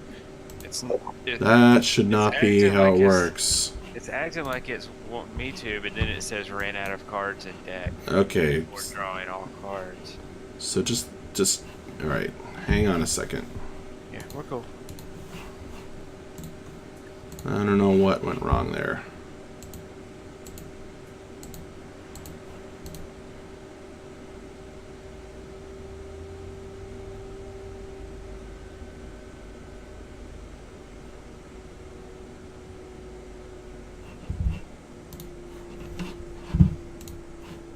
Why isn't it working? Ah! I can do it with this deck. What is different? Do we just want to find the list in the book and roll a die? But I set up this whole cool thing. It's roll 20. Yeah, It's- man. Why isn't it working? It's punishment for trying to do something. Yeah, I know. You're finally using the dang. Okay, it just needed to be shuffled. That's all. It's been shuffled. Okay. Now you can draw from it. All right, winner, chicken dinner. Oh my god. Yeah.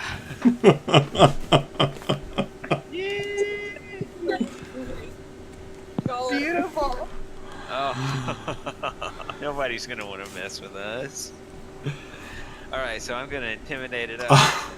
All right, so I'm gonna use the thaumaturgy to make some smoke and some lights, and to make my voice boom, and gotta go. You will not mess with. What is that? What is this exactly? An enormous, gigantic, red-scaled, shimmering dragon That's beats what I its thought. wings and rises up in a cloud of illusory dust from the floor of the desert. It looks just like Chowderth. Smoke trailing from its nostrils.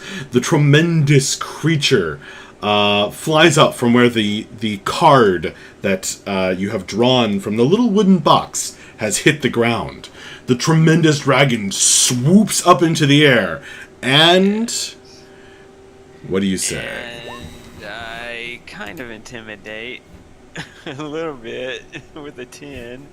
I'm like, arg, we are the red dragon. I think we can give you advantage on that. Okay. Because that is pretty impressive. You know, this may be a good branding for us. We may need to work this red dragon into our name, into our brand here. This worked so much better than I thought it was ever going to possibly work.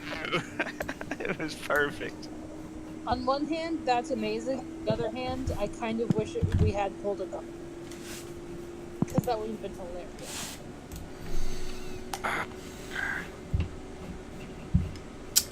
Wow.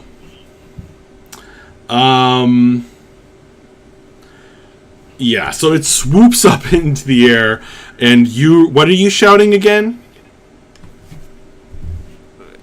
Fear me, fear the red dragon. Amazing.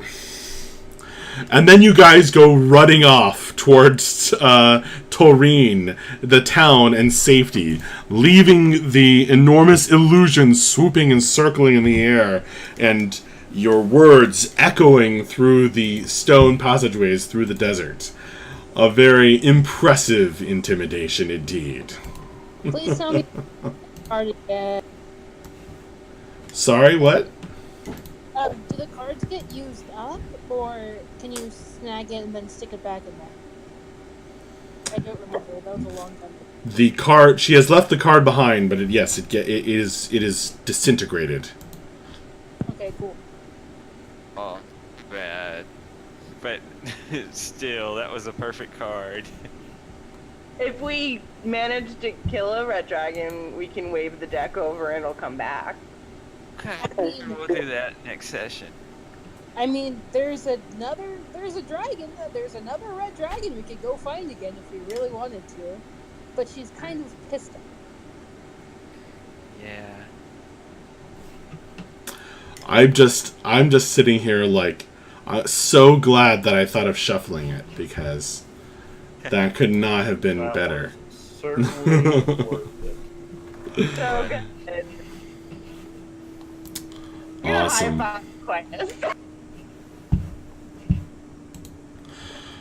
Okay. Well, I will throw out the massive orc tribe encounter attack that I had planned, but now as you guys rush off at a fast pace in order to outrun them.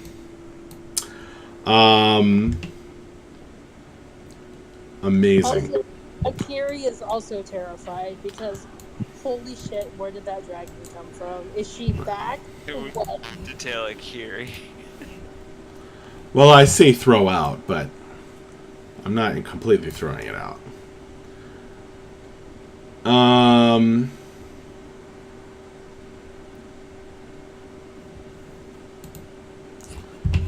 Amazing. Yeah, well, you have two arenas there. Now let's see. You have done so you guys go fast, you don't meet with any mishaps. You don't get attacked by an orc tribe, although you were aware that they were following you.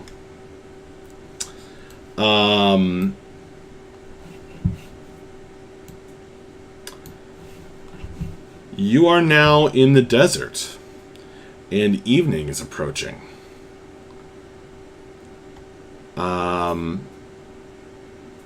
Your feet are sore, you're tired. Go ahead and make perception rolls at disadvantage.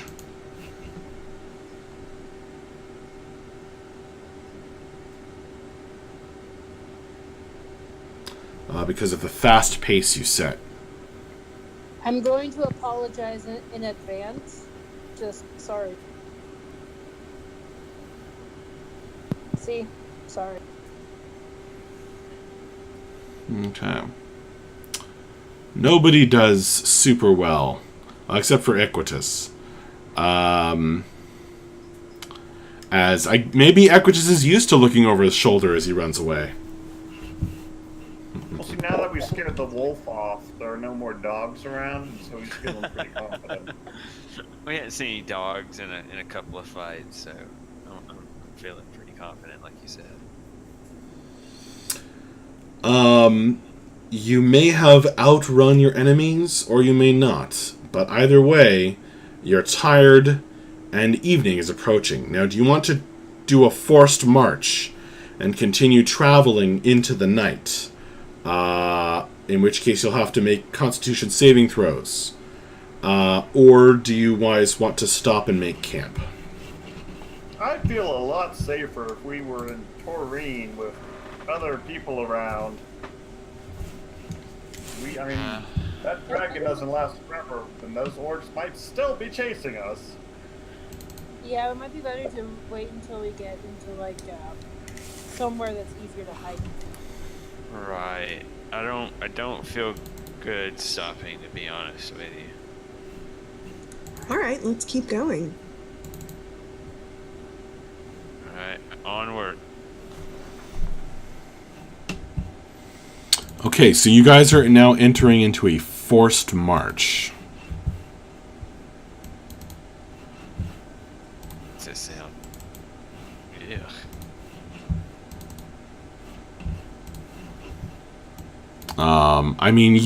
You know Taurine is like another day's travel away. But that doesn't necessarily have to stop you. Well, I think we're just partly trying to put distance between us, right? Sure. It's part of it, yeah. Are we...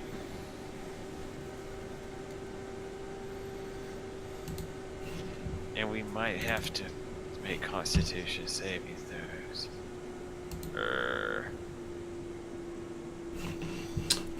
It's up to y'all. It's up to y'all. I could be talked in. To be honest, stay in so that we don't get exhausted. Kind of sounds good. But I also understand if you want to keep on going. I'm confused. Are you guys doing a forced march or not? I think Or are you we're still talking about it? Still talking about it. Okay.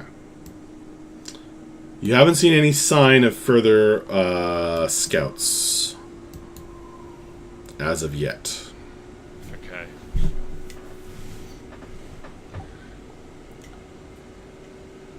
All right, well, let's just put it to a simple vote.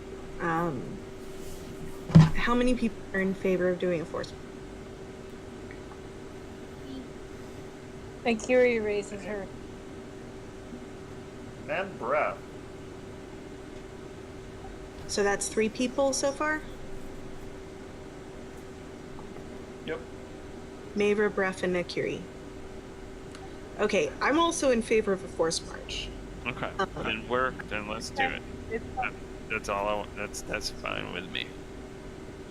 All right, we forced march. Okay. I'm going to need you all to make Constitution saving throws.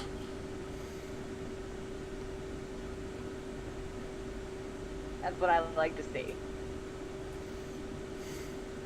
No. Throw up.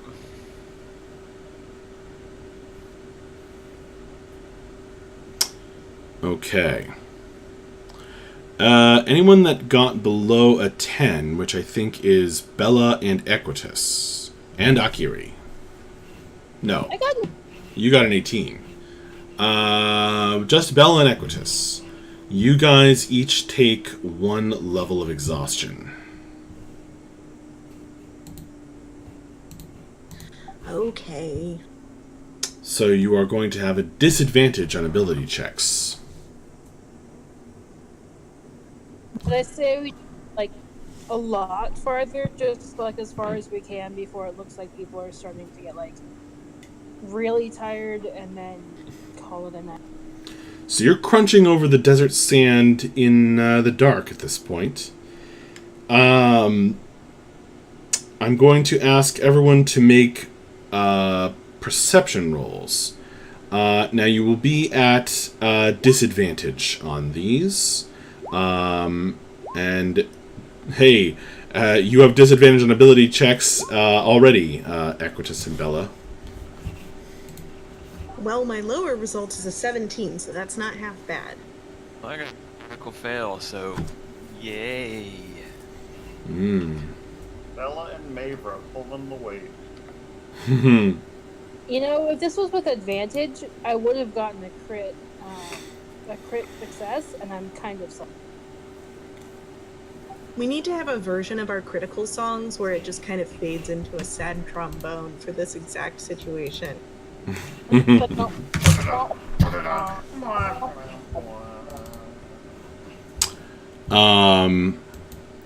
So you guys are pushing yourselves to the limit here.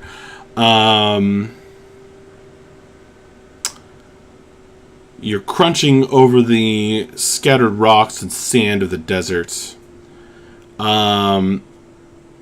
Bella and Mavra, you guys both happen to glimpse a distant flickering light off to the west.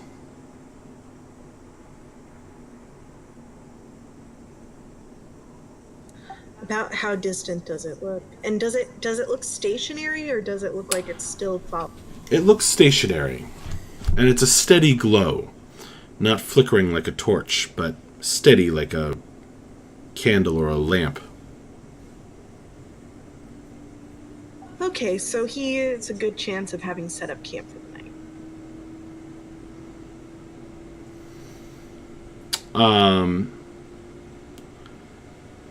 But it's not flickering like firelight.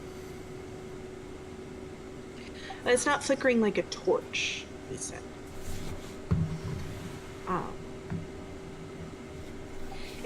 I meant more like, since it's staying in one place, it doesn't seem to be like moving, then that means that it's probably at a campsite, regardless of, it could be like a magical light or something.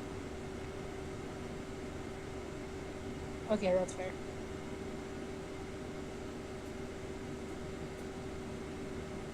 I mean, we don't know. We can only make educated guesses. He could have lit a campfire in order to trick us and still be sneaking up, but I assume this guy has to sleep at some point.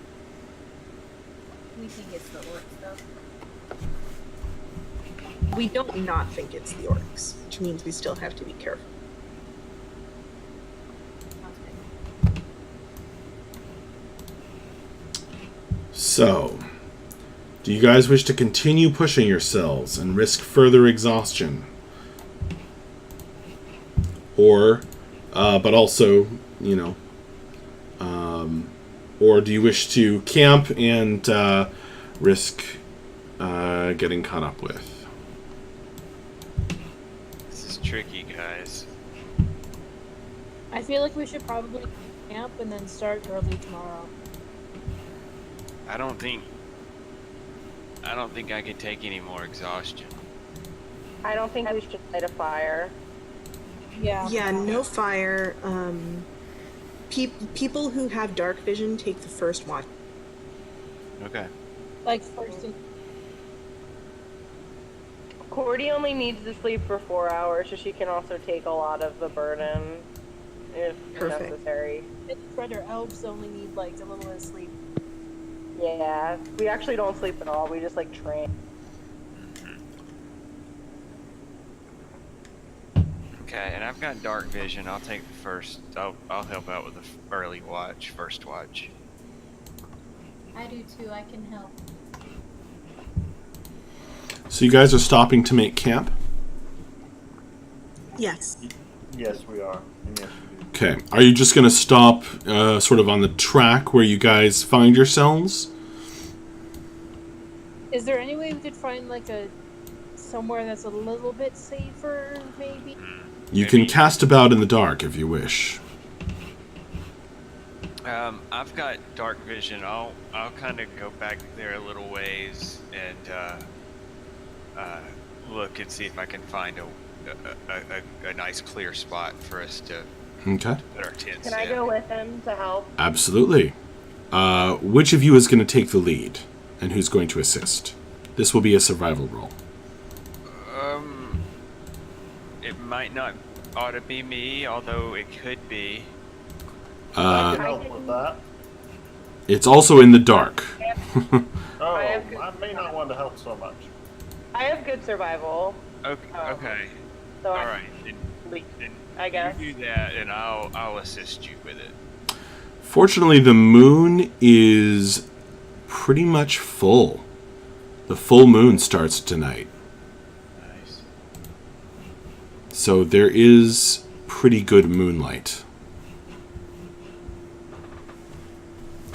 Sorry, who's searching and who's assisting? I'm going to assist her in her survival role. I believe is what we decided. Yeah. So Cordy and Equitus, with Cordy. Okay. Go ahead and make your survival roll. If you have dark vision and assistance, then you get advantage. That's my. Didn't even Don't need it. A 23. You find a much better campsite than just parking yourselves in the middle of the trail. In fact, at a 23, I'm going to give you a choice. Oh no. Would you prefer to camp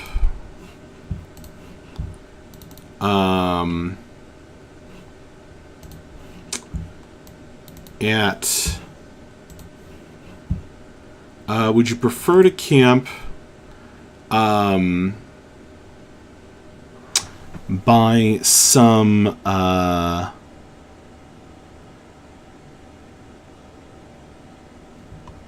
let's see. Would you prefer to camp by a kind of a creek running through the desert? Or would you prefer to camp at the top of one of these stone columns? Yeah.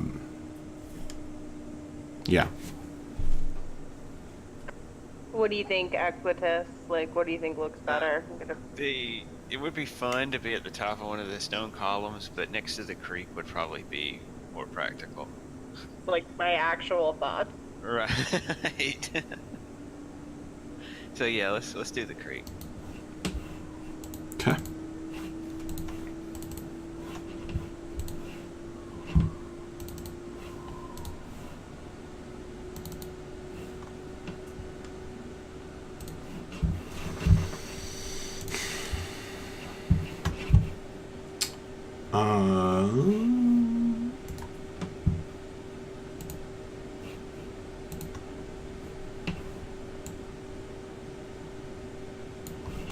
So you guys guide the rest of the group to this creek that's some ways off of this old, unused path. And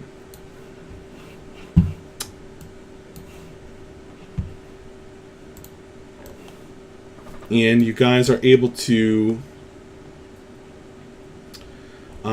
set up a pretty safe camp there.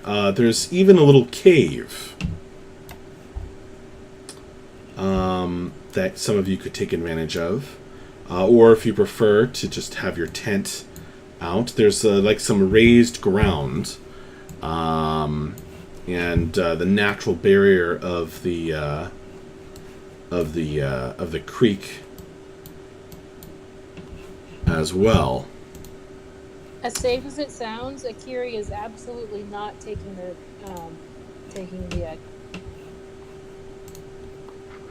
You're not taking the what? The piss. I don't know. had enough abs for a long time. Oh, I see.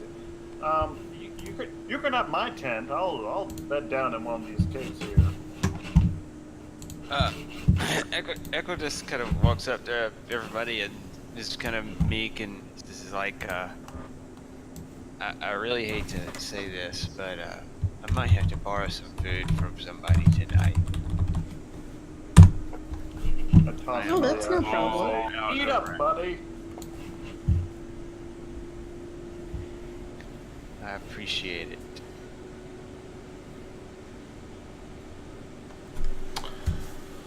Not enough. We've been gone longer than I thought we were going to be gone.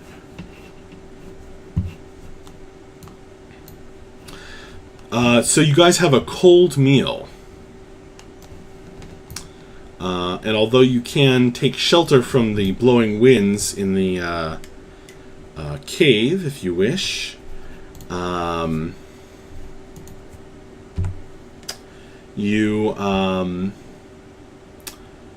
you definitely shiver over your brief dinner.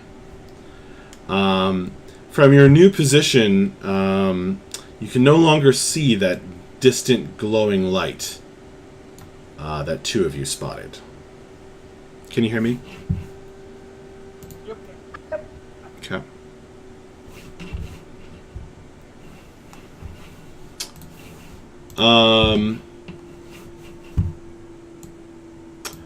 Who wants to make the first watch? Now, without lighting a fire for your food, I should say, that's going to affect how well or poor of a rest you get. But I think since you guys just had a long rest and didn't have a battle or anything during that whole day, that you probably are at full anyway. I don't know anything else, but I wouldn't need any kind of long rest. Well, I could probably use a spell slot. Well, yeah, I mean, your long rest would be to get rid of that exhaustion. Yes, Oh, you yeah, need that's the right. long rest to I get rid would of the need exhaustion. that. And I could actually use... I mean, I only get 2 spell slots, so I'm down 1, so that's 50% of my spell slots right there. So I'm just saying it's going to be a poor rest without lighting a fire. Right. Well, I think we ought to try and get some sort of rest. I mean, we're here. I think we said the at least our elf friend will take the first watch because they require less sleep. Right. And I said I would watch early because I've got dark vision. Although I do need to sleep. I do need to try to sleep. Yeah, I think if you have exhaustion, you should prioritize sleeping. Yeah, you're probably right. That might be a good idea, is to have each of the elves and like first watch, last watch, and then they pair up with someone who doesn't have dark vision, and then we have some. Yeah, Cordy only needs to sleep for 4 hours, so after she gets 4 hours, she's just good to be awake too. So, like, we can do that. How is anyone else an elf? Or am I the... Not a full elf. Okay. Dang it. I'm not an elf, but I have dark vision.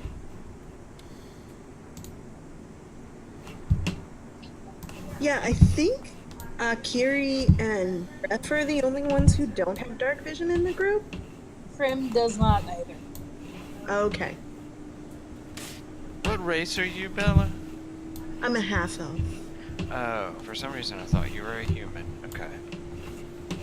I get that a lot. I couldn't see the ears.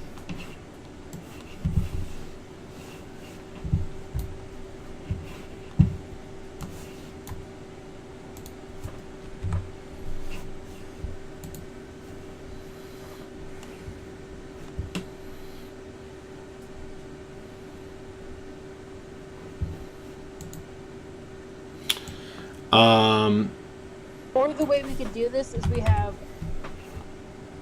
because Maver also has dark vision. We could just do like one dark vision and one non-dark vision, like every walk.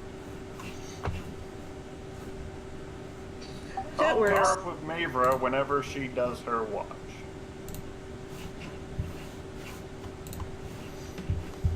So who's on first watch?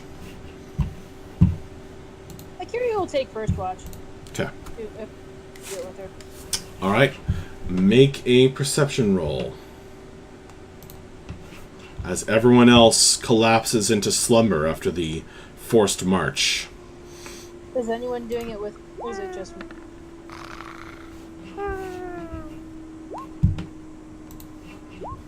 Fucking finally! Oh my god.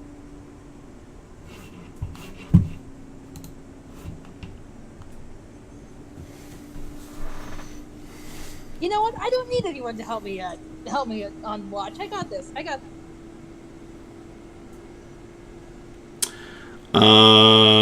Wow. Very nice perception.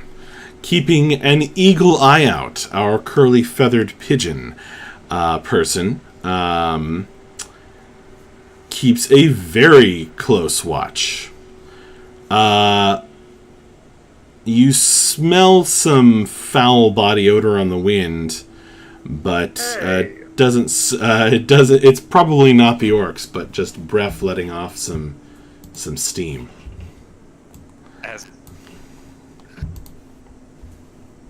She just kind of side eyes him like, "Are you okay, Breath?" I do tend to steam if I don't shower for a few days. By the way, the credit for this map, as with all of my desert maps, goes to this Patreon.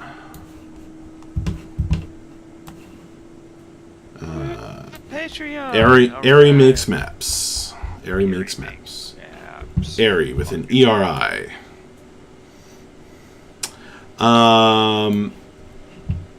Okay.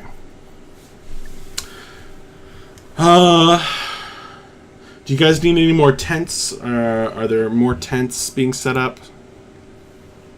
I've got tents. I just need food.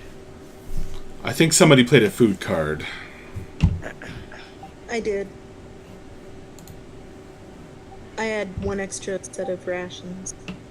Do I need to play a tent or get rid of a tent from an inventory or anything? Because we're sort of phasing out the cards. Right. Whatever. I don't particularly care. Okay. Fair enough. I have a tent that I will loan out to anyone who needs it. I'm gonna be sleeping in the cave. There you go. Place yourself at the mouth of the cave. It's a shallow cave. Doesn't go very far back. But it's a little protection from the wind.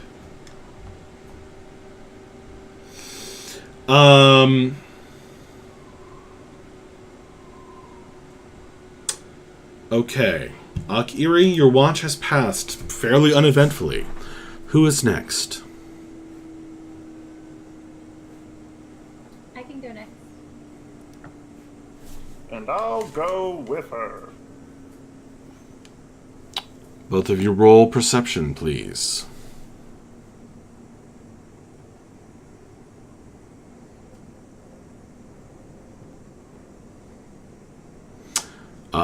And I think since there's no campfire and you're just looking by moonlight, I think I'm going to have to give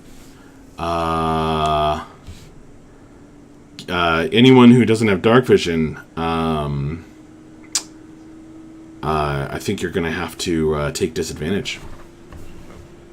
There is no danger whatsoever out here.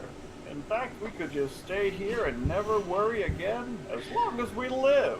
You literally buried your head in the sand out here in the desert. It's relaxing, okay? Don't judge me.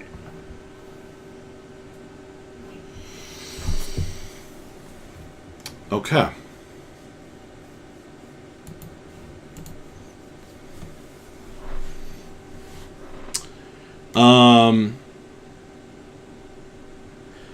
Mavra.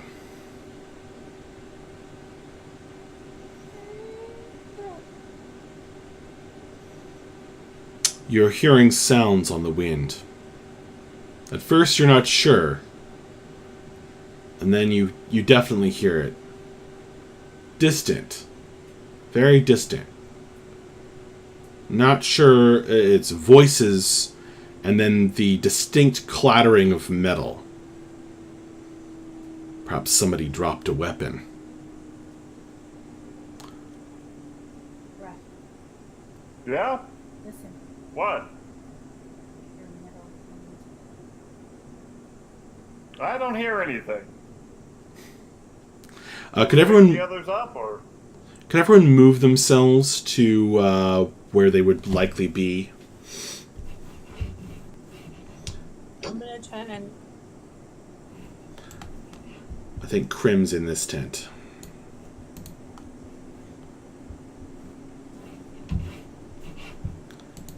Cordy, it's a cold night with no fire.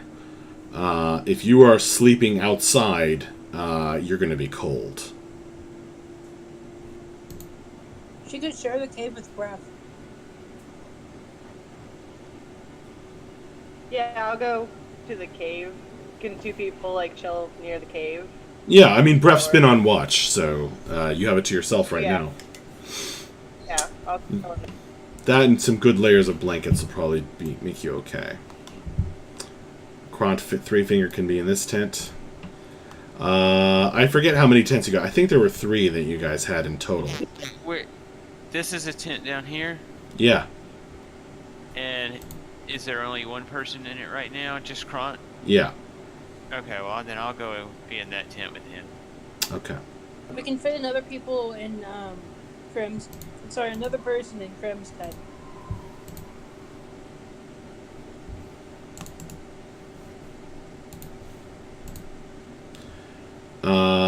Yes.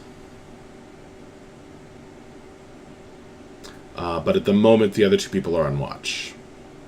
And Cordy's in a cave.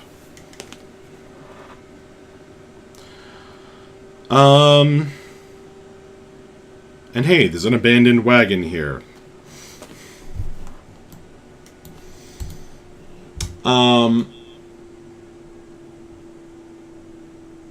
So, Mavra and Bref, you are talking.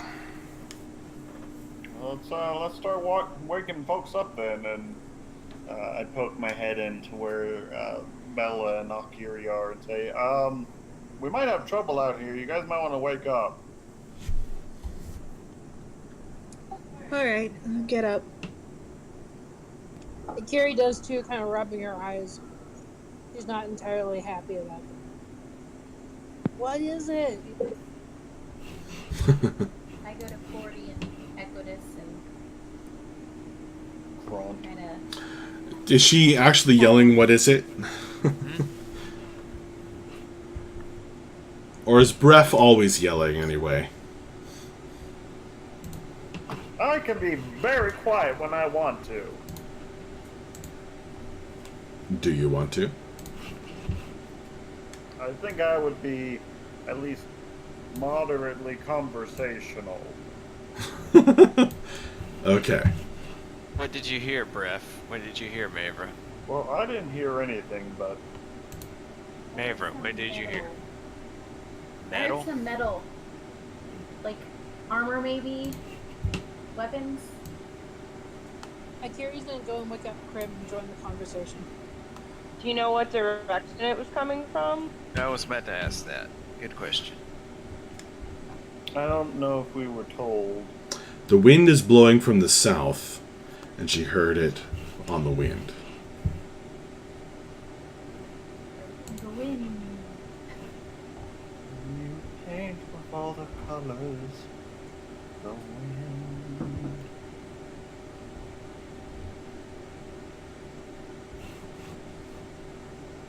Should someone like try to go ahead and maybe like see if they can see anything? Yeah. Like try to like stealth ahead maybe? Yeah, let's maybe send somebody that direction. Who's a good person to send in that direction? It's either big and beefy or real quiet. Also, I can cast Pass Without a Trace on whoever wants to do that. So, here's the thing. I have really good stealth, but I can't see in the dark. So... if someone who can see in the dark wants to come with me, that might be a good idea. Do you guys want to do Pass Without a Trace? Sure. It automatically has 10. Getting We have some. to be 30 feet of you, right? So I can go too. I can see. Cool. I don't have great stealth, but that should help. Alexis, we're getting some echo from you. Yeah, I don't know why that's happening. Okay. Is it still echoing? Yeah. That's so weird. It's like on and off. It's really strange. I can try reconnect. Sometimes when I talk, it's quite on. I mean, it's kind of a cool effect for right now. Although I'm hearing an echo from me too now, so somebody might be leaning on their push to talk button. Weird. Yeah, every time I talk, a quietest lights up on my phone. So I don't know if that's. I'm gonna try to do. Oh, I think it. Yeah, it's you, Aquatis. Do it. Hello, friends. Hey, Paul. What do I need to do? Are you on push to talk? No. That is the problem. Unmute. What's going on? Can you switch to push to talk or something? We're getting echo from you.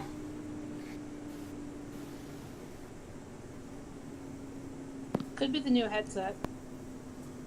Yeah, it might just be his headset's being picked up on his mic.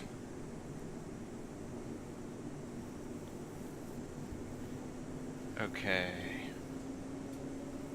Is it any better? Testing. Yes, it's better. No, wait.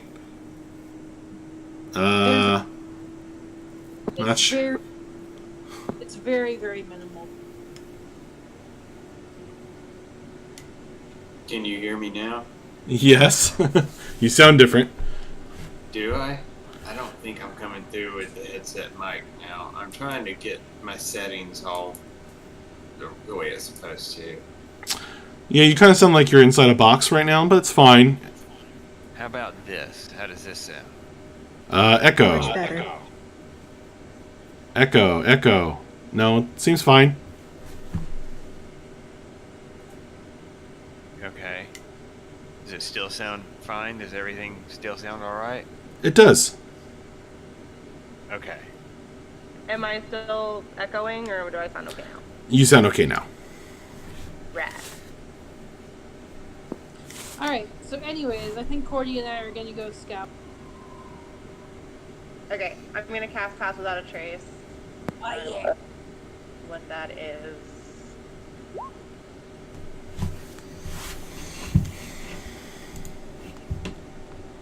So that adds a +10 to stealth checks. Wow. Okay. Can't be magically tracked. Nice. You can't be tracked except for magic. Right. How long does that spell last? Up to an hour concentration. Nice. So, the not getting tracked part, you only asked me about the stealth part. I didn't know about the not being tracked part. That could have actually helped you. That's my bad. During your overland travel. Well, yeah, I guess it could have. Yeah. Well, then you wouldn't have it now. So you cast Pass Without Trace, and the veil of shadows and silence radiates out from you, and all of your companions are hard to detect.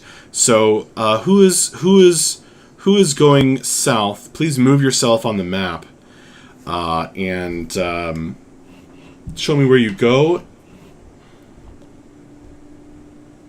I'm assuming south, like normal. Yes. Do I need to put down a compass rose? I was just making sure that, yeah. I was just making sure.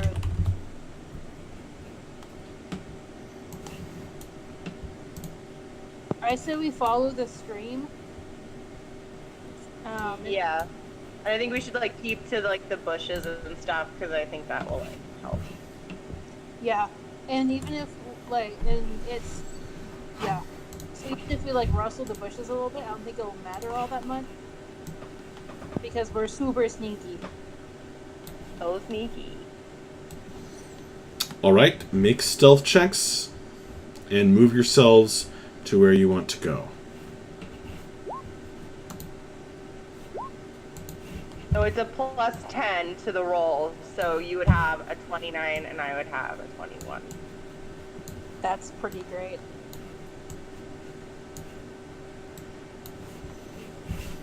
So yeah, we're super sneaky. Just like insert Mission Impossible theme song here.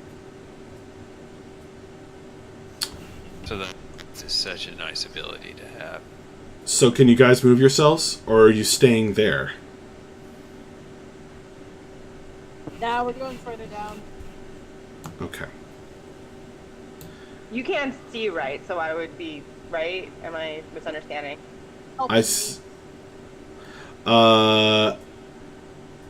Alexis, you can see in the dark.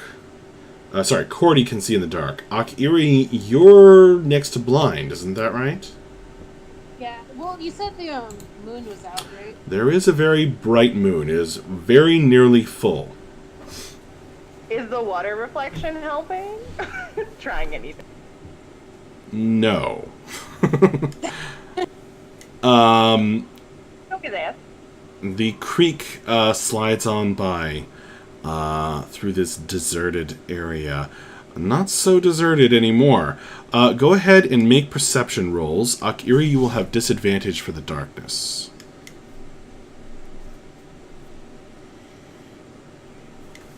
Fuck, it's a 10. 17. Actually, 10 is still good enough. It's just that Cordy will have a little more information.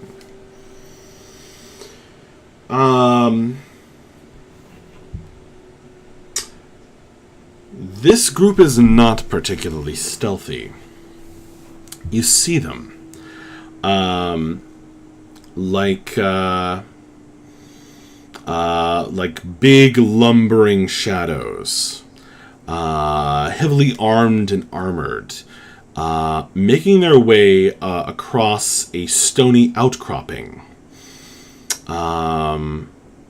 Some distance to the southwest. They're not heading directly toward you, but at a kind of oblique angle. It looks like a handful of orcs, Cordy.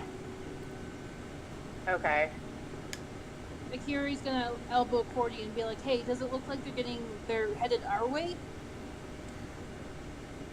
Can I ascertain what direction they're moving in? They're heading slightly more northwest of your position. Okay. I'll relay that quietly too. And you said there's like 5 of them, right? Or Yeah, you can't pick out how many there are, but Cordy can. Even though she only has 60-foot dark vision, she got higher on her perception. So there's a group at least moving.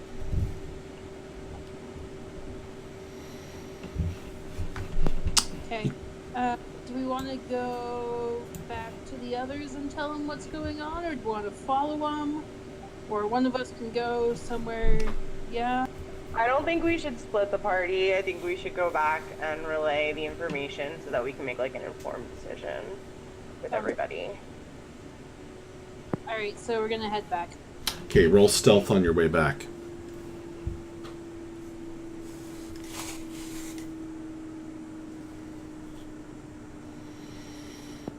Fuck. So a 22 and an 18.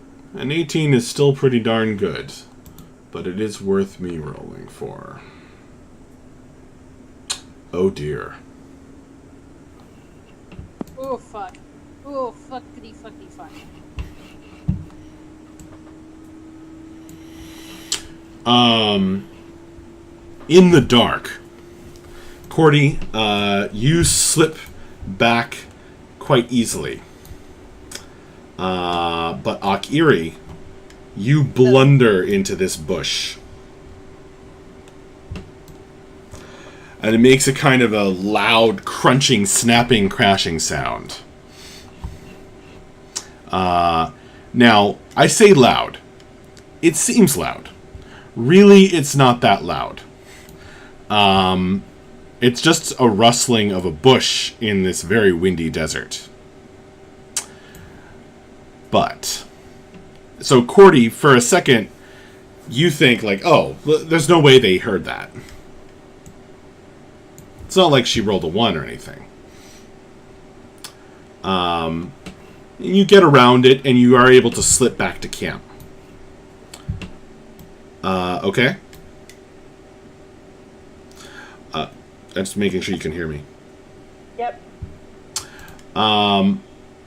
But you notice the group of 5 kind of stop in their tracks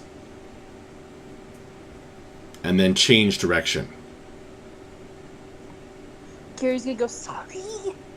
They change from northwest to due south. Huh. So they just kind of U-turn.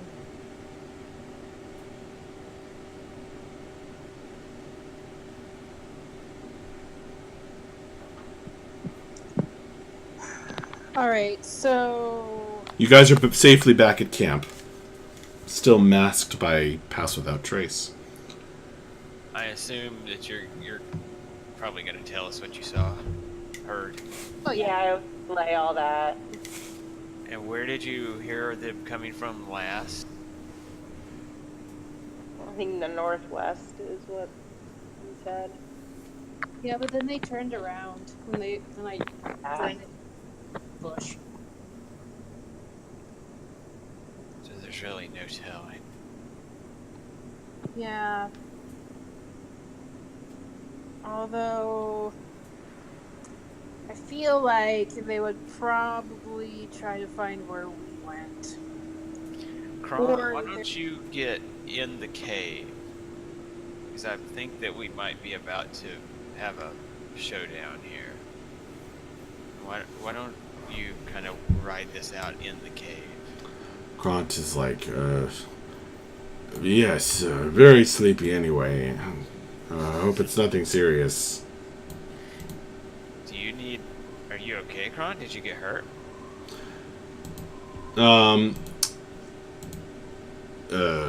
Yes, I am okay. Okay. Alright, good. Yeah, you just, take a load off, big guy. He goes in the cave. Alright, so are we just going to sit around and wait for these guys? And gals? And/or gals? And/or whatever? Or do you think we could come up with a plan?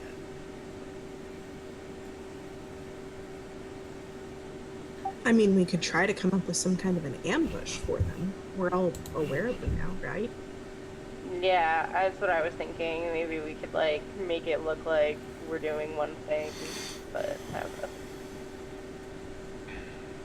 Right? Good idea. Alright, so...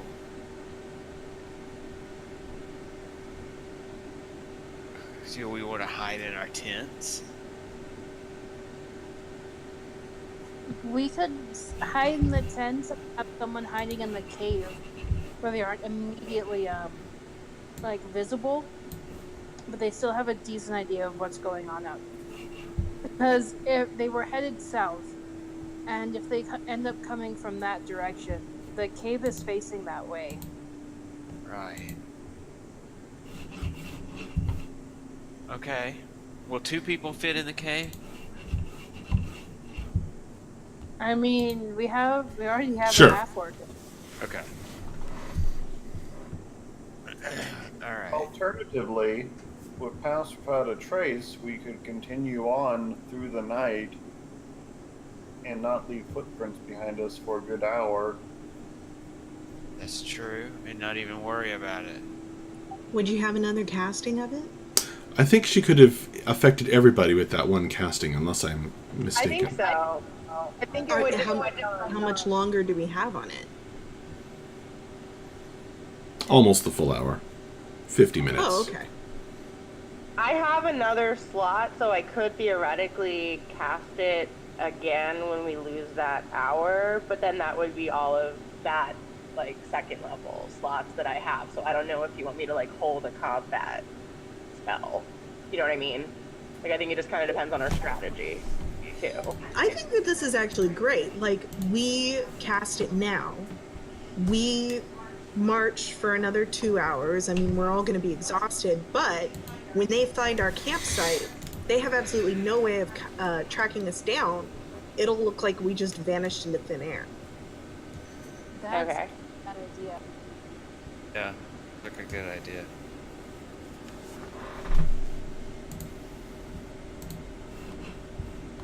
Hey, let's do that. Right. Cool, so I guess we could, like, ride out this, and then when it's gonna drop, I'll recast it, and we'll continue forward for 2 hours into Sounds- the night. Okay. Yeah, I mean, we okay. can see how far we get, but, I mean, if we put 2 hours of distance between us and them, like, they would not be able to figure out where we are unless they got very lucky in terms of That's figuring true. out a direction for 2 hours. That's a long time to be without a trace. I agree. All right. So, you guys take down your tents. Pass into the night, tracelessly. All right. You break down and roll at the tents, working by moonlight or by dark vision. Rolling them up, piling up the stakes, and heading northeast again. I believe. Is that right? Yep. Okay. That is correct. The magical shadows called into being by Cordycephale erase your footprints behind you as you walk. And you can kind of see them fading, almost like how in a video game your footprints like fade after a few seconds. As you travel.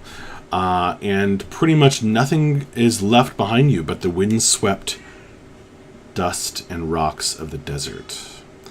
However, you guys are pushing yourselves quite hard again. Not much sleep, no rest, and the tense anxiety of the possibility that you might still be followed.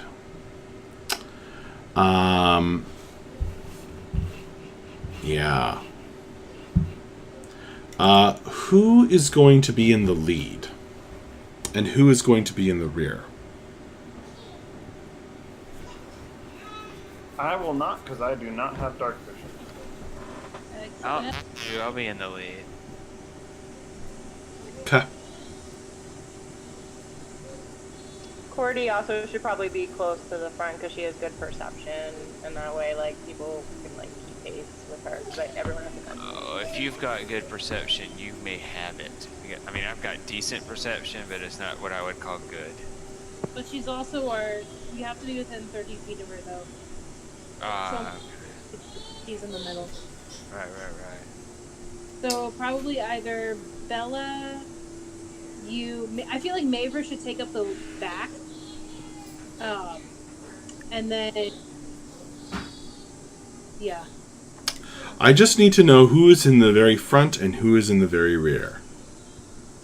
Equitus is in the very front, and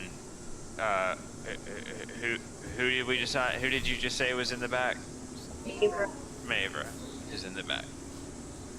Mavra, are you in the back? Yes. Okay. Then I need Equitus and Mavra to each roll a D100. And I'm going to need everybody to make a new Constitution saving throw.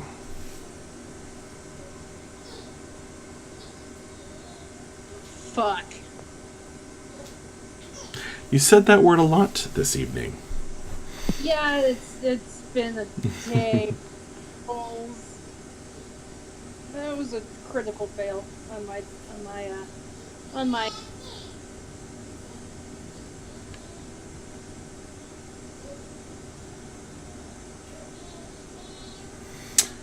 Um.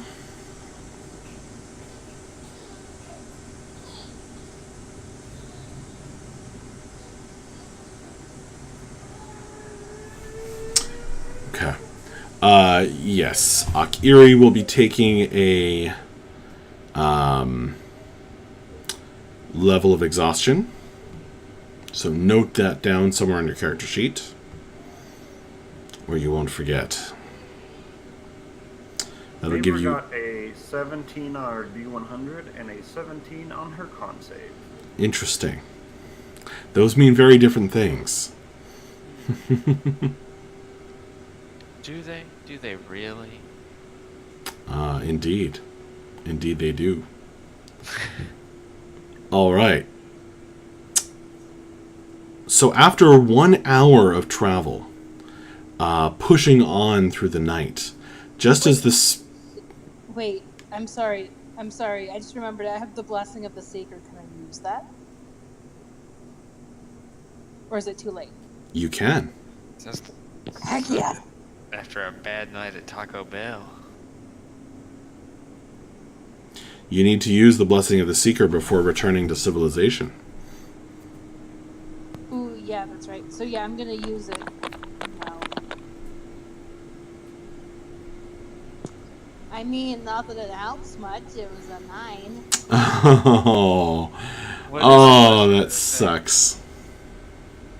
And then I also rolled another 1 for on the second roll that it's. Equitus, some people left an offering on the shrine to the Seeker Right. and received a They got blessing. reroll. Unfortunately, you're still going to get a level of exhaustion, but that was a valiant effort. Yeah, I remember that. Our poor little bird cleric is tired. Had a rough day. Yeah. Fortunately, nothing bothers you guys as you march through the dark, blowing sands and rocks of the desert.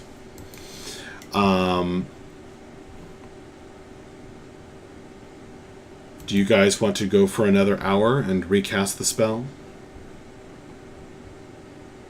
I think that was the plan, yeah.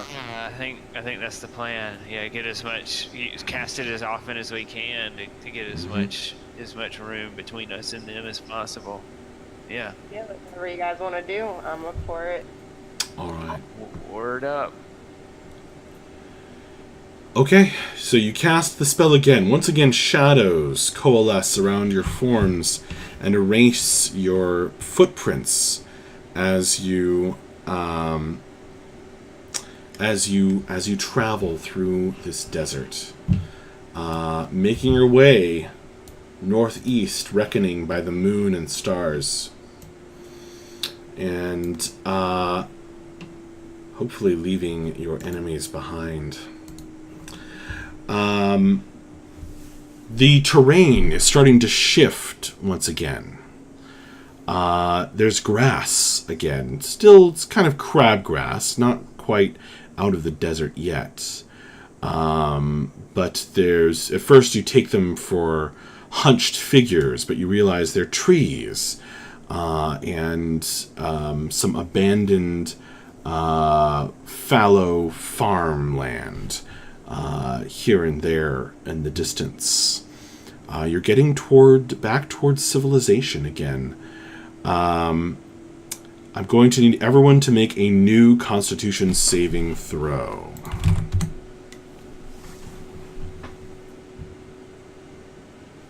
Okay, not as bad as last time. Yeah, I critted. Uh-huh. That's right. I'm getting sleepy, guys. Even the mighty breath is starting to slow down, carrying a heavy pack. And this endless trudging.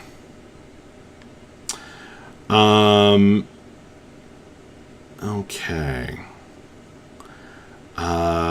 So breath is going to take a level of exhaustion. Did you already have one, breath? No, mine went. Yes, mine yours was went away. from the initial fight, so this is. Okay. I'm back at level 1. Okay. And I'm going to ask that everyone make a perception roll. I'm sorry, no. Scratch that. I need Equitus and Mavra to make a D100 roll.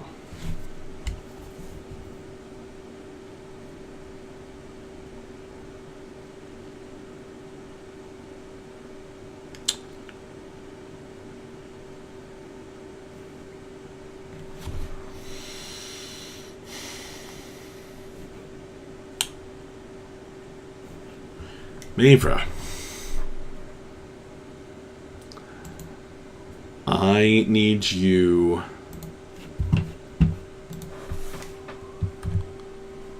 Let's see.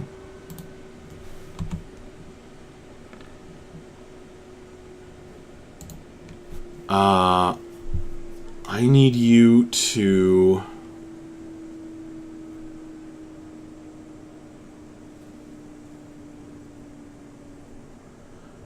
let me think for a second.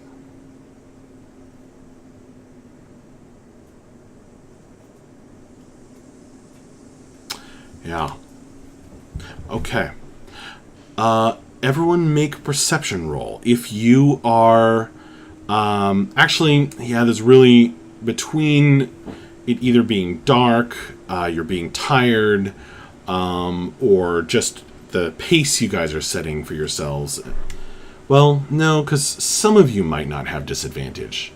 Okay, if you're not exhausted, and you can see in the dark, then you do not have disadvantage on this perception roll. But I need everyone to make a perception roll, unless you are not exhausted and you have dark vision. You have disadvantage.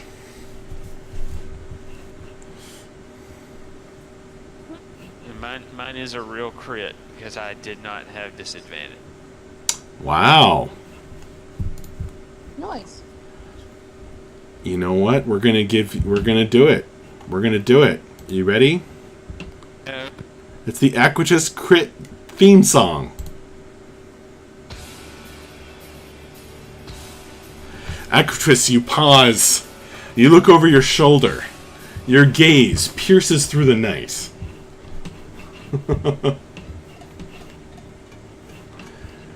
And that's amazing music. And you see something. Something coming up behind Mavra. She doesn't see it. Nobody else sees it. Well, I have to roll to determine that. But you definitely see it. You see it before anyone else sees it.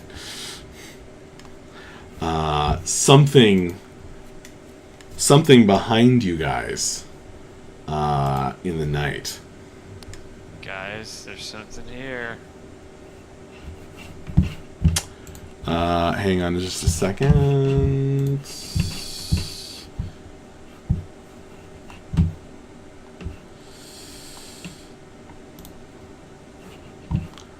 Because traveling through the wildlands at night is dangerous, and a tribe of orcs is not the only danger.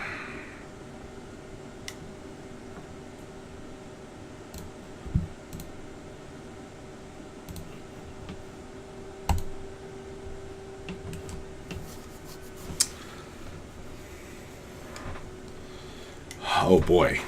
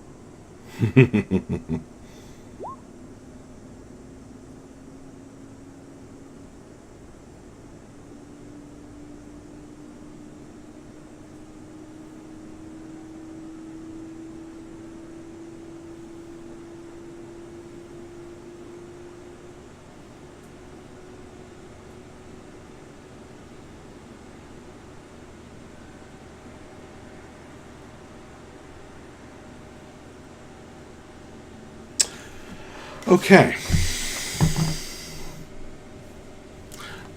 Dungeons and Dragons, more like deserts in danger. Well, you guys have spent a lot of time in a dungeon, and you started out with a dragon, so.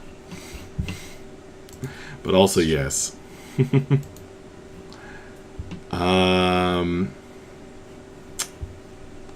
those were in the desert too. You know what? You're right. You guys just have terrible luck in deserts. Or yes, I'd like to go back to green meat. We need to make Dungeons and Dragons and deserts and. Okay. So you were going to spot this.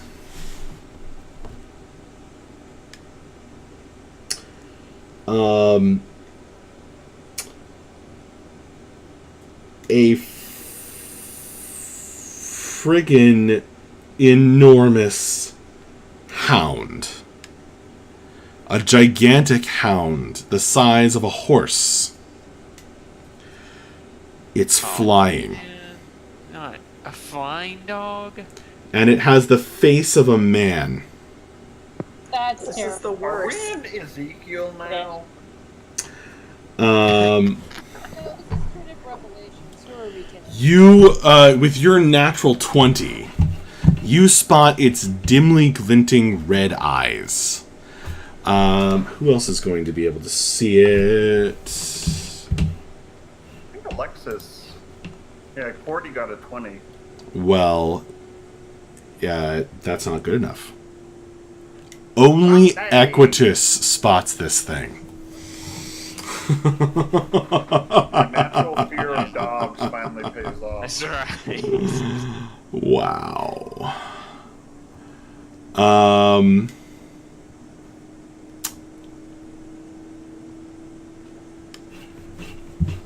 The Equitus, you're seeing this thing flying along, the red eyes glinting in the moonlight.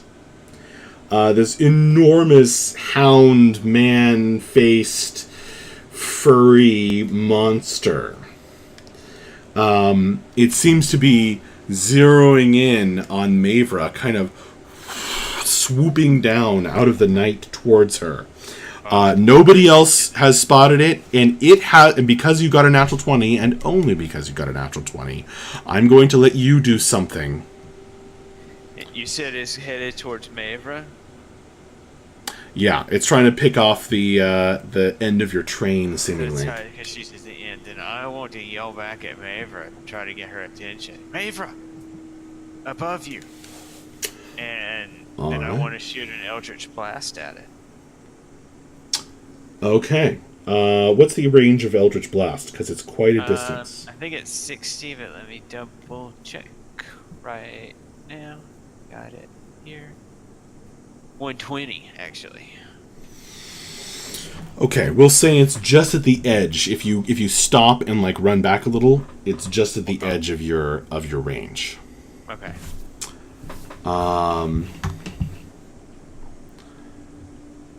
Go ahead, and I'm going to let you do this before anything else gets to go, because you got a nat 20 on your perception roll. Sweet. Then I'm going to also flavor it with some acid. Nice.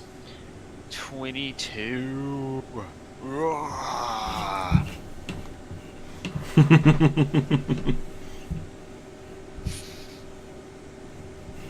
And I added in my +1 for my gay ash for the attack and the damage.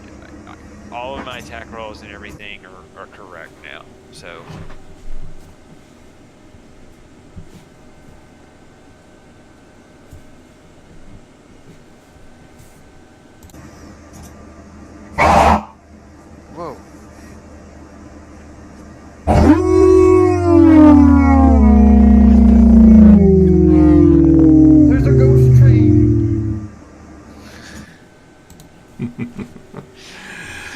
it lets out a yelp of pain as the 12 damage from your Eldritch and Acid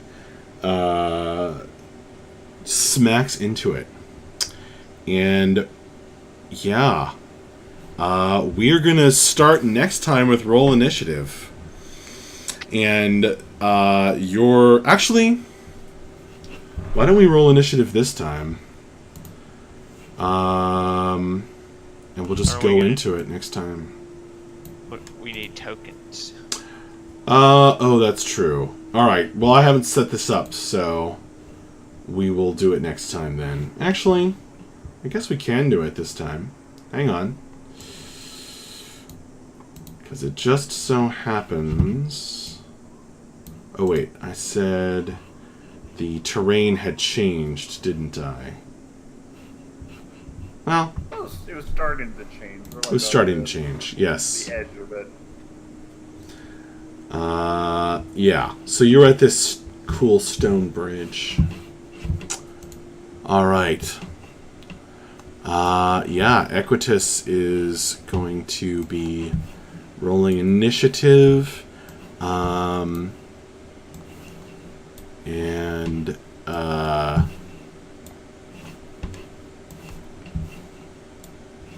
Everybody else might be surprised. We'll see.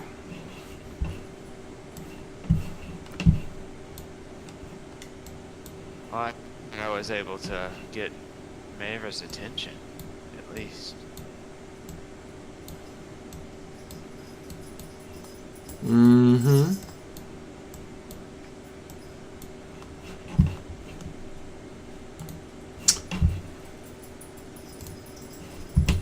Awesome. That was dramatic. And yeah, we're going to roll initiative, and that's where we're going to leave it.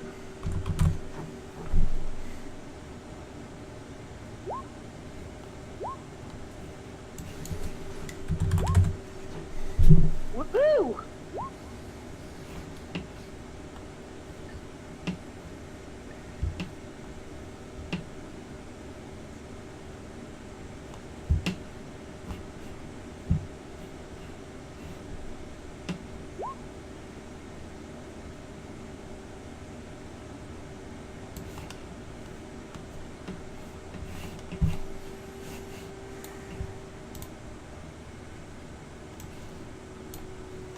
He's just really, really sleepy.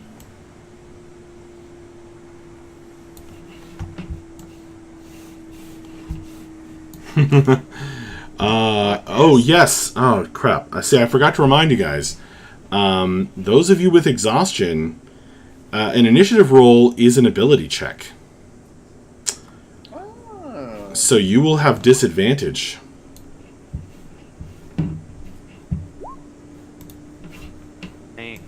Exhaustion. Mine is one different. You know, I have to select myself. better and I'm salty.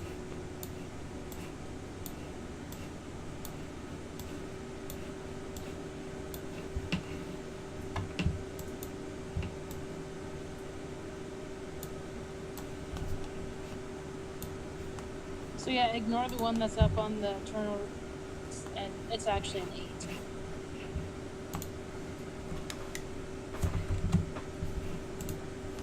So yeah. Wow. This is going to be dramatic, you guys. Alright. Well, with the sound of that horrible howl, or bang, actually, ringing in our ears, is going to be time... What? This was a man-faced dog, is that right? Yeah. If you make a knowledge check, I could tell you what it's called. But straight intelligence? Yeah. It's called creepy. It's just a 10. Well, you don't know much about it, but you know it's called a Yeth Hound. Yeah, Y-E-F? Y-E-T-H. A-T-H. Thank you. Added you, Bella. All right, guys. Well, that was really fun. A dramatic session. I An thought. exhausting session. I'm sorry. Unless you're Mabra, apparently.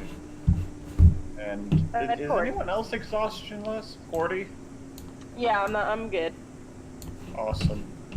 I have a really cool spell that I won't be able to use, and it would have been so cinematic, and I'm so... Oh no. Oh, Sorry. much better when you can use it. Yeah, but it's moon-oriented, so it would have been just great. Oh, yeah. Is anybody who is not who does not have exactly one level of exhaustion? The cut out at the end. What? Okay. Who does not have any exhaustion? I do not. Cordy does. Cordy and Equitas managed to escape. And Mavra. Oh, and Mavra. I thought Bella didn't have any either. I thought I mean, because we woke up in the middle of the night and I went to sleep exhausted, but I didn't Yeah. get a full night's sleep. No, you stayed exhausted. You stayed exhausted. Yeah, so I have one level of exhaustion now. Does anybody have 2 levels of exhaustion?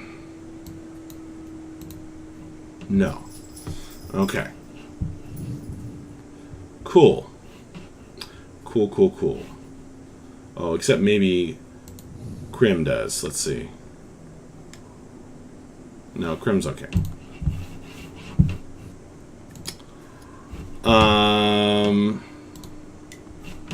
Or does she? Or is she?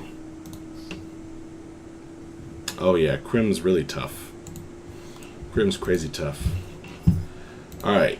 Yeah, okay guys. Well, you managed to avoid the Orc tribe, which I must congratulate you for. Because I was... ran away successfully. You did. We're pretty good at running. That was probably a smart decision and not one that players normally take. I have to commend you guys for actually knowing when to fold them. Yeah, it sounded like there was going to be a bunch of them. So I have to... and not only that, it was not easy to run away, and you actually pulled it off. Because you guys are not far from Taurine at this point. Mm-hmm. So, you're going to make it, but you still have to deal with this Yeah. creature that came upon you, Yethhound. Yeah. But yeah. Yeah, wow. Awesome, you guys. I thought that was really fun. I hope you guys had fun too. Oh yeah, it was great. Yeah, that was a blast. The chase mechanics were fun. Yeah. I think it's poetic that me and Mavra both got 20s when we're not exhausted. We are just ready to go. It is poetic in a sense. You know, I should see if I can roll Crim's initiative. Well, I'll let her roll it if she comes in next time. Yeah. Okay. I think we're gonna call the session, folks. So let me turn off the stream. Thank you, Twitch viewers. The man with no screen name and Brand both came by. And I will see you folks later. Okay. Good night. Good night, folks.